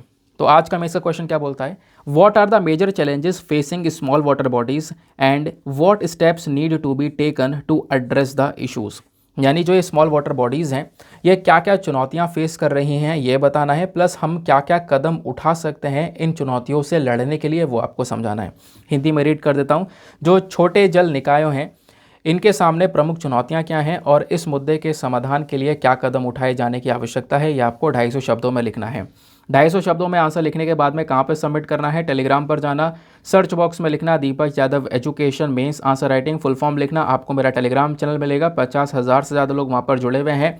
आप भी मेरे साथ में पर्सनली जुड़ सकते हो। और एक बात और, जब आप लोग यहाँ पर जुड़ने के बाद में अपने आंसर्स को सबमिट करोगे तो एक छोटा सा काम करना है, एटलीस्ट सभी लोगों को 2-2 आंसर्स रिव्यू करने हैं। जब आप सभी लोग 2-2 आंसर्स रिव्यू करोगे, ऑब्वियस सी बात है 15 मिनट लगेगा, आप रिव्यू कर सकते हो। तो रिव्यू करने से काफ़ी फ़ायदे होंगे आपको और सामने वाले को।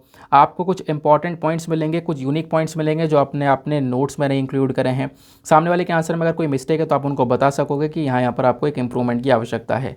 तो एक कॉपरेटिव वे में वो ग्रुप चल रहा है, आप भी जाके उसका हिस्सा बन सकते हो। और ध्यान रखना, क्योंकि यहाँ पे मेन चीज़ें तो मैं डिस्कस कर ही चुका हूँ, ऐसी उठा के मत चेप देना, अपने शब्दों में यहाँ पे आपको ये जो आंसर है वो लिखना है। ठीक है, नेक्स्ट एडिटोरियल पर आते हैं।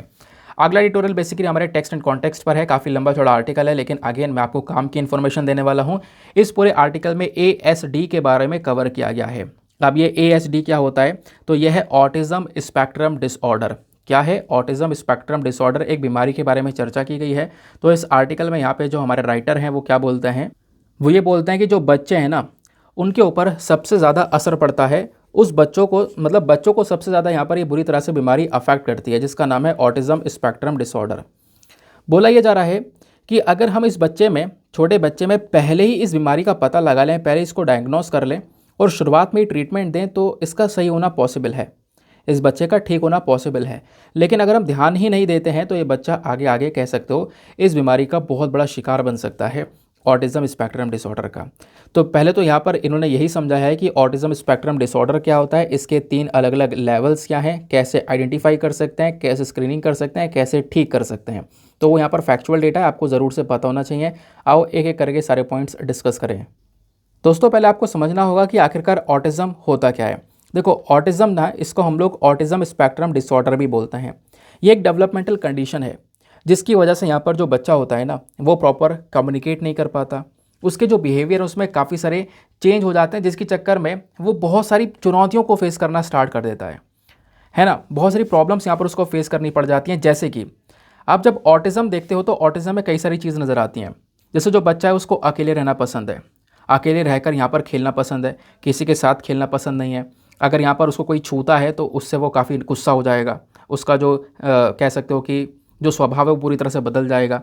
प्लस यहाँ पे अगर कोई बात वो बोलता है तो बहुत धीरे धीरे बोल पाएगा। वो कोई बात अगर यहाँ पर सुनता है तो बहुत मुश्किल से चीज़ों को समझ पाता है ना। हमेशा अगर यहाँ पर उसको थोड़ा बहुत खतरा दिख रहा है कि आगे यार यहाँ पे मैं यहाँ कदम नहीं रख सकता, यहाँ कदम नहीं रख सकता, तो यहाँ पर उससे बचने की कोशिश करेगा। मतलब जो छोटे छोटे यहाँ पर जो मुश्किल हैं उससे भी बचने की कोशिश करेगा। प्लस यहाँ पर किसी के साथ में आँख से आँख नहीं मिला पाता, है ना। आँख से आँख ना मिला पाना ये भी कहीं ना कहीं यहाँ पर ऑटिज़म डिसऑर्डर का कहीं ना कहीं एक सिम्टम देखने को मिलेगा। प्रॉपरली सही से बोल ना पाना, है ना। जो चीज़ उससे पूछी गई है उसको समझ ना पाना, और ना समझ पाने की वजह से यहाँ पर सही से उत्तर ना दे पाना। तो ये सारी की सारी यहाँ पर जो ये ऑटिज़म के डिसऑर्डर के कुछ साइंस यहाँ पे नज़र आते हैं, अर्ली साइंस यहाँ पर इसी प्रकार से देखने को मिलते हैं। अब ऑटिज़म डिसऑर्डर में 3 लेवल्स है, जैसे मैंने आपको बताया था, लेवल 1, लेवल 2 और लेवल 3, इस प्रकार के 3 लेवल्स आपको देखने को मिलेंगे। लेवल 1 वो कंडीशन होती है जहाँ पर बच्चे को एक सपोर्ट की ज़रूरत होती है।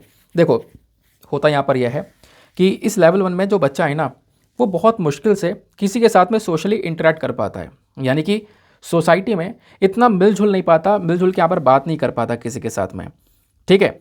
और लेवल 2 को जब आप देखोगे तो लेवल 2 में यहाँ पर एक आपको सब्सटेंशियल सपोर्ट चाहिए होता है। यानी कि देखो यहाँ पे क्या होता है, लेवल 2 में जो बच्चा है वो थोड़ा बहुत इंटरेक्शन कर लेता है, लेकिन जहाँ पे उसको दिलचस्पी लग रही है 1-2 लोगों के साथ में थोड़ा बहुत इंटरेक्शन कर लेगा, ज़्यादा इंटरेक्शन यहाँ पर नहीं कर पाएगा, ठीक है। फिर लेवल 3 में आप देख पाओगे तो लेवल 3 में उसको एक हाई सपोर्ट की आवश्यकता होती है, क्योंकि वो सही से कम्युनिकेट नहीं कर पाता। उसके जो कम्युनिकेशन स्किल्स हैं उसमें बहुत ज़्यादा कमियां देखने को मिलेंगी, यानी सही से किसी के साथ में वो बात भी नहीं कर पाता है, ठीक है। सही से कोई यहाँ पर कार्य करना हो, कोई काम करना हो, कोई एक्शन करना हो तो वो भी यहाँ पर वो नहीं कर पाता है, फोकस करने की दूर की बात है। तो इस प्रकार से यहाँ पर ऑटिज़म के अलग अलग लेवल हैं। ये कंडीशन क्या होती है, ऑटिज़म कैसे कैसे यहाँ पर इसको देखा जा सकता है, वो मैंने आपको समझाया। लेकिन अब आर्टिकल पर आते हैं। अब थोड़े से फैक्चुअल डेटा को कवर करते हैं कि ऑटिज़म स्पेक्ट्रम डिसऑर्डर क्या है। तो ये एक ऐसी कंडीशन है जो कि मैं आपको बता ही चुका हूँ, जहाँ पर जो बच्चे का जो बिहेवियर है वो पूरी तरह से बदला हुआ नज़र आता है। ना इसी से बोल पाना, ना इसी से लिख पाना, ना इसी चीज़ों को समझ पाना, और अकेले अकेले रहना, वो हम डिस्कस कर चुके हैं, ठीक है। तो ये क्या है, बेसिकली आपका इस कंडीशन में ना जो ब्रेन का डेवलपमेंट है वो प्रॉपर हो नहीं पाता। ब्रेन कहीं ना कहीं काफ़ी सारी जो डिसेबिलिटीज़ है उससे सफ़र कर रहा होता है। और खासकर आप देखोगे बच्चे की जो स्टार्टिंग के 3 साल होते हैं ना वो बहुत इंपॉर्टेंट होते हैं, अगर वो इस बीमारी से सफ़र कर रहा है तो, है ना। वो चीज़ें यहाँ पर उसके स्टार्टिंग के 3 साल में यहाँ पर दिखने स्टार्ट हो जाते हैं। बात क्लियर हो गई। अब ये ऑटिज़म जो ये स्पेक्ट्रम डिसऑर्डर है ना, ये कहीं ना कहीं कह सकते हो किसी में बहुत बड़े लेवल पर देखने को मिलेगा, किसी में बहुत कम लेवल पर देखने को मिलेगा। तो कहीं ना कहीं यहाँ पर जो भी इसे सफ़र कर रहा है, किसी में बहुत ज़्यादा प्रभाव है इसका, किसी में बहुत कम है, किसी में इतना कम है कि पता ही नहीं चलता कि हाँ इस बीमारी से वो सफ़र कर रहा है। समझ में आई बात। अब इसके कारण क्या है, देखो कई सारे कारण हो सकते हैं। सबसे पहला कारण यहाँ पर बताया गया है वो है एनवायरमेंटल, ठीक है, उसका एनवायरमेंट कैसा है। दूसरा यहाँ पर जेनेटिक फैक्टर्स, यानी कि जैसे उसके माता पिता के जीन होंगे, है ना, अगर उनमें कोई प्रॉब्लम है ऐसी तो कहीं ना कहीं वो जो बीमारी है वो आगे इस जेनेटिक फैक्टर के माध्यम से आगे चलती रहेगी परिवार के अंदर में। तो ये कारण हो सकते हैं मेन। फिर सवाल यहाँ पर इसके साइन और सिम्टम्स क्या है, मैंने आपको बता दिया। साइन और सिम्टम्स क्या देखने को मिलते हैं, अर्ली साइंस क्या नज़र आते हैं, उसका इंटरेस्ट किसी चीज़ में ना होना, बार बार एक ही हरकत करना, इंटरेक्शन ना करना, कम्युनिकेशन ना करना, वो सब यहाँ पर सिम्टम्स हैं। सवाल यह है क्या इसको ठीक किया जा सकता है अगर इतनी बड़ी प्रॉब्लम है तो। देखो सबसे बड़ी प्रॉब्लम यही है कि ऑटिज़म क्योरेबल चीज़ नहीं है, यानी कि इसको ठीक नहीं किया जा सकता। अब जो इसके सिम्टम्स होंगे, जो लक्षण होंगे, उसको थोड़ा बहुत एड्रेस किया जा सकता है, लेकिन यहाँ पर इस प्रॉब्लम को पूरी तरह से ठीक कर पाना एक इम्पॉसिबल सी चीज़ यहाँ पर नज़र आती है। जैसे अगर यहाँ पर उसका बिहेवियर पूरी तरह से बदल चुका है ना, तो उसको उसके यहाँ पे बिहेवियरल ट्रीटमेंट दिया जा सकता है, थोड़ी बहुत उसको स्किल्स प्रोवाइड करवाई जा सकती हैं, है ना। उसके पेरेंट्स को यहाँ पर थोड़ी बहुत स्किल दी जा सकती हैं, उसके जो हेल्थ है उसके ऊपर थोड़ा बहुत काम किया जा सकता है। लेकिन यहाँ पे प्रॉपर ठीक करना इस चीज़ को ऐसा इम्पॉसिबल है, ऐसा अभी तक देखने को नहीं मिला है। तो ये खतरनाक सी चीज़ नज़र आती है ऑटिज़म स्पेक्ट्रम डिसऑर्डर की। समझ में आई बात। अब सवाल यहाँ पर यह है कि सरकार या फिर जो हमारा देश है वो कुछ नहीं कर रहा, या दुनिया में कोई यहाँ पर इसको लेकर कुछ नहीं कर रहे हैं। देखो बहुत कुछ किया जाता है। इवन आपने देखा होगा, हम एक डे के बारे में डिस्कस करते हैं कि हर साल 2 अप्रैल को, और अभी भी यहाँ पर 2 जैसे अप्रैल का महीना आएगा ना, तो 2 अप्रैल को वर्ल्ड ऑटिज़म अवेयरनेस डे जो है वो डिक्लेयर किया गया है, वो मनाया जाता है, मनाया नहीं कह सकते हो, ऑब्जर्व किया जाता है। तो हर दिन हर 2 अप्रैल को वर्ल्ड ऑटिज़म अवेयरनेस डे की तरह हम उसको ऑब्जर्व करते हैं, ताकि इस बीमारी के बारे में थोड़ा सा हम लोग जागरूकता फैला सकें, बता सकें कि हाँ ऑटिज़म जैसी चीज़ें भी यहाँ पर कुछ नज़र आती हैं। अब सवाल यह है कि क्या क्या इनिशिएटिव नज़र आते हैं, मतलब क्या क्या तरीके हैं जिसकी वजह से हम लोग ऑटिज़म जैसी चीज़ों को टैकल कर रहे हैं। तो उसमें पहला जो इनिशिएटिव है वो है United nation convention on the rights of persons with disabilities, sustainable development goals आपको देखने को मिल जाएंगे। फिर उसके बाद में right of person with disabilities act 2016 देखने को मिल जाएगा। ये जो एक्ट है ना, ये जो भी व्यक्ति डिसेबल है ना, उसके राइट्स के बारे में चर्चा करता है, उसके हकों के बारे में चर्चा करता है, उसके हकों को सुरक्षा देने के बारे में चर्चा करता है ये एक्ट। तो इस डिसेबिलिटी में आपको पता होगा पहले 7 प्रकार की डिसेबिलिटी को कवर किया गया था, लेकिन बाद में इस एक्ट में 21 प्रकार की डिसेबिलिटी को कवर किया गया है। तो जो स्पेक्ट्रम डिसऑर्डर है या ऑटिज्म स्पेक्ट्रम डिसऑर्डर, इसको भी यहाँ पे इंक्लूड किया गया है, जो कि पहले इस एक्ट में नहीं था, बट अब यहाँ पर ये इस एक्ट में है। तो अगर कोई इससे पीड़ित है तो कहीं ना कहीं जो उसके राइट्स हैं उसकी सुरक्षा करने का काम इस एक्ट का देखने को मिलेगा। इवन 2014 में जो वर्ल्ड हेल्थ ऑर्गेनाइजेशन है, इन्होंने यहाँ पर एक रेजोल्यूशन अडॉप्ट किया था जिसका नाम था comprehensive and coordinated efforts for management of autism spectrum disorder. तो इस प्रकार का एक रेजोल्यूशन यहाँ पर लेकर आया गया था 2014 में वर्ल्ड हेल्थ ऑर्गेनाइजेशन के थ्रू, जिसको यहाँ पर 60 से ज़्यादा देशों ने यहाँ पर सपोर्ट किया था। तो ये चीज़ यहाँ पे आपने ध्यान में रखनी है कि आखिरकार ऑटिज्म स्पेक्ट्रम डिसऑर्डर क्या है, क्या क्या चेंजेस आते हैं, ये मैंने आपको समझाया। इसके 3 लेवल्स कौन कौन से वो आपको समझाया, कैसे आइडेंटिफाई किया जा सकता है ये आपको यहाँ पे समझाया गया है ना। स्टार्टिंग में ही बच्चा जो है, स्टार्टिंग के 3 साल हैं, उसके बिहेवियरल चेंजेस को यहाँ पर देखकर हम क्या कर सकते हैं, उसका पता लगा सकते हैं। समझ में आई बात? चलो आगे आते हैं उसके बाद में नेक्स्ट आर्टिकल की तरफ। अच्छा, नेक्स्ट आर्टिकल अब कोई नहीं है, बस खाली आज के सेशन में इतनी सी चीज़ें थी जो एग्जामिनेशन के लिए इंपॉर्टेंट थी।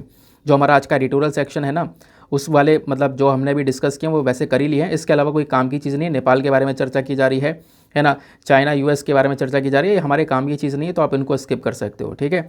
तो जो अभी मैंने आपको प्रोवाइड करवाया है वो टोटली एग्जाम के लिए रेलिवेंट है। मैं नहीं चाहता आप एग्जाम के अलावा थोड़ी और दूसरी जगह पर टाइम वेस्ट करो, ठीक है।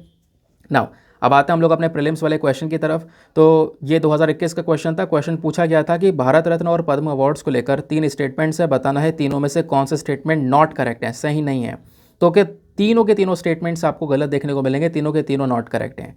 तो पहला स्टेटमेंट आप देखोगे तो भारत रत्न और पद्म अवार्ड्स, ये बोला गया इस स्टेटमेंट में कि इन दोनों ही अवार्ड्स को हमने अपने संविधान में आर्टिकल 18 क्लॉज 1 में एज अ टाइटल कवर किया गया है। नहीं, इनको एज अ टाइटल कवर नहीं किया गया है, इनको एक छूट दी गई है, एक्सेप्शन दिया गया है। क्योंकि जो आर्टिकल 18 क्लॉज 1 है ना हमारे संविधान का, वो बेसिकली बोलता है कि आप एज अ टाइटल ना, टाइटल जो है यूज़ नहीं कर सकते हो, है ना। आप एक टाइटल का यूज़ नहीं कर सकते हो। जैसे आपको कोई टाइटल मिला है तो आप उस टाइटल का अपना नाम के आगे बार बार लगाकर यूज़ नहीं कर सकते हो, वो चीज़ यहाँ पर नज़र आती है। यानी वो जो उपाधि है वो आप यहाँ पे अपने नाम के आगे नहीं लगा सकते हो। लेकिन यहाँ पे जो पद्म अवार्ड्स और पद्मश्री अवार्ड्स हैं, इनको यहाँ पर एक्सेप्शन में रखा गया था, इसको अलग रखा गया था। इवन इसको लेकर एक केस हुआ था Balaji Raghavan versus union of India का, ठीक है। यहाँ पर कोर्ट ने बोला था कि जो नेशनल अवार्ड्स हैं वो टाइटल्स के अंदर में नहीं आते हैं, वो उपाधि में नहीं आते हैं, तो यहाँ पर आप जो है इसको हम आर्टिकल 18 में कवर नहीं करेंगे। तो आर्टिकल 18 में ये जो टाइटल्स हैं इनको कवर नहीं किया गया है। फिर दूसरा स्टेटमेंट देखो, जो पद्म अवार्ड्स हैं ना, इनको लाया गया था 1954 में और अभी तक यहाँ पर एक बार सस्पेंड हो चुके हैं। तो ऐसा नहीं है, ये वाला स्टेटमेंट भी गलत है, ठीक है। अब गलत क्यों है इसको समझते हैं। देखो 1954 में ये अवार्ड्स लाए तो गए, लेकिन यहाँ पे तब से अभी तक लगभग ये 2 बार सस्पेंड हो चुके हैं। एक बार नहीं, 2 बार सस्पेंड हो चुके हैं। एक बार 1977 में, एक बार 1992 में। तो 2 बार यहाँ से सस्पेंड हुए, इस वजह से दूसरा स्टेटमेंट भी हमारा गलत है। तीसरा स्टेटमेंट देखो, जो number of Bharat Ratna awards हैं ये एक पर्टिकुलर ईयर में मैक्सिमम 5 बार दिया जाता है, मैक्सिमम 5 साल तक यहाँ पर रिस्ट्रिक्टेड है। सॉरी, मैक्सिमम 5 बार तक रिस्ट्रिक्टेड है। तो ऐसा नहीं है, तो मैक्सिमम 3 पीपल को ही, मैक्सिमम 3 लोगों को यहाँ पर ये भारत रत्न अवार्ड दिया जाता है एक पर्टिकुलर ईयर में। बाकी अगर हम लोग टोटल पद्म अवार्ड्स की बात करें तो टोटल पद्म अवार्ड्स हर साल लगभग लिमिटेड 120 लोगों तक पहुँचाया जाता है, ठीक है। इसमें हम लोगों ने बाहर के लोगों को नहीं कवर किया है। लेकिन यहाँ पे ध्यान रख सकते हो, तो हमारा थर्ड स्टेटमेंट भी गलत है। तो मैक्सिमम 3 पीपल तक जो है हम अवार्ड कर सकते हैं भारत रत्न अवार्ड की जब बात करते हैं। तो इस वजह से तीनों के तीनों स्टेटमेंट्स हमारे हो गए इनकरेक्ट। दैट इज़ वाई जो हमारा सही उत्तर है वो क्या हो जाएगा, ऑप्शन नंबर डी, 1, 2 एंड 3 तीनों के तीनों ऑप्शंस हमारे नॉट करेक्ट है। समझ में आ गया? तो ये था आज का हमारा सेशन।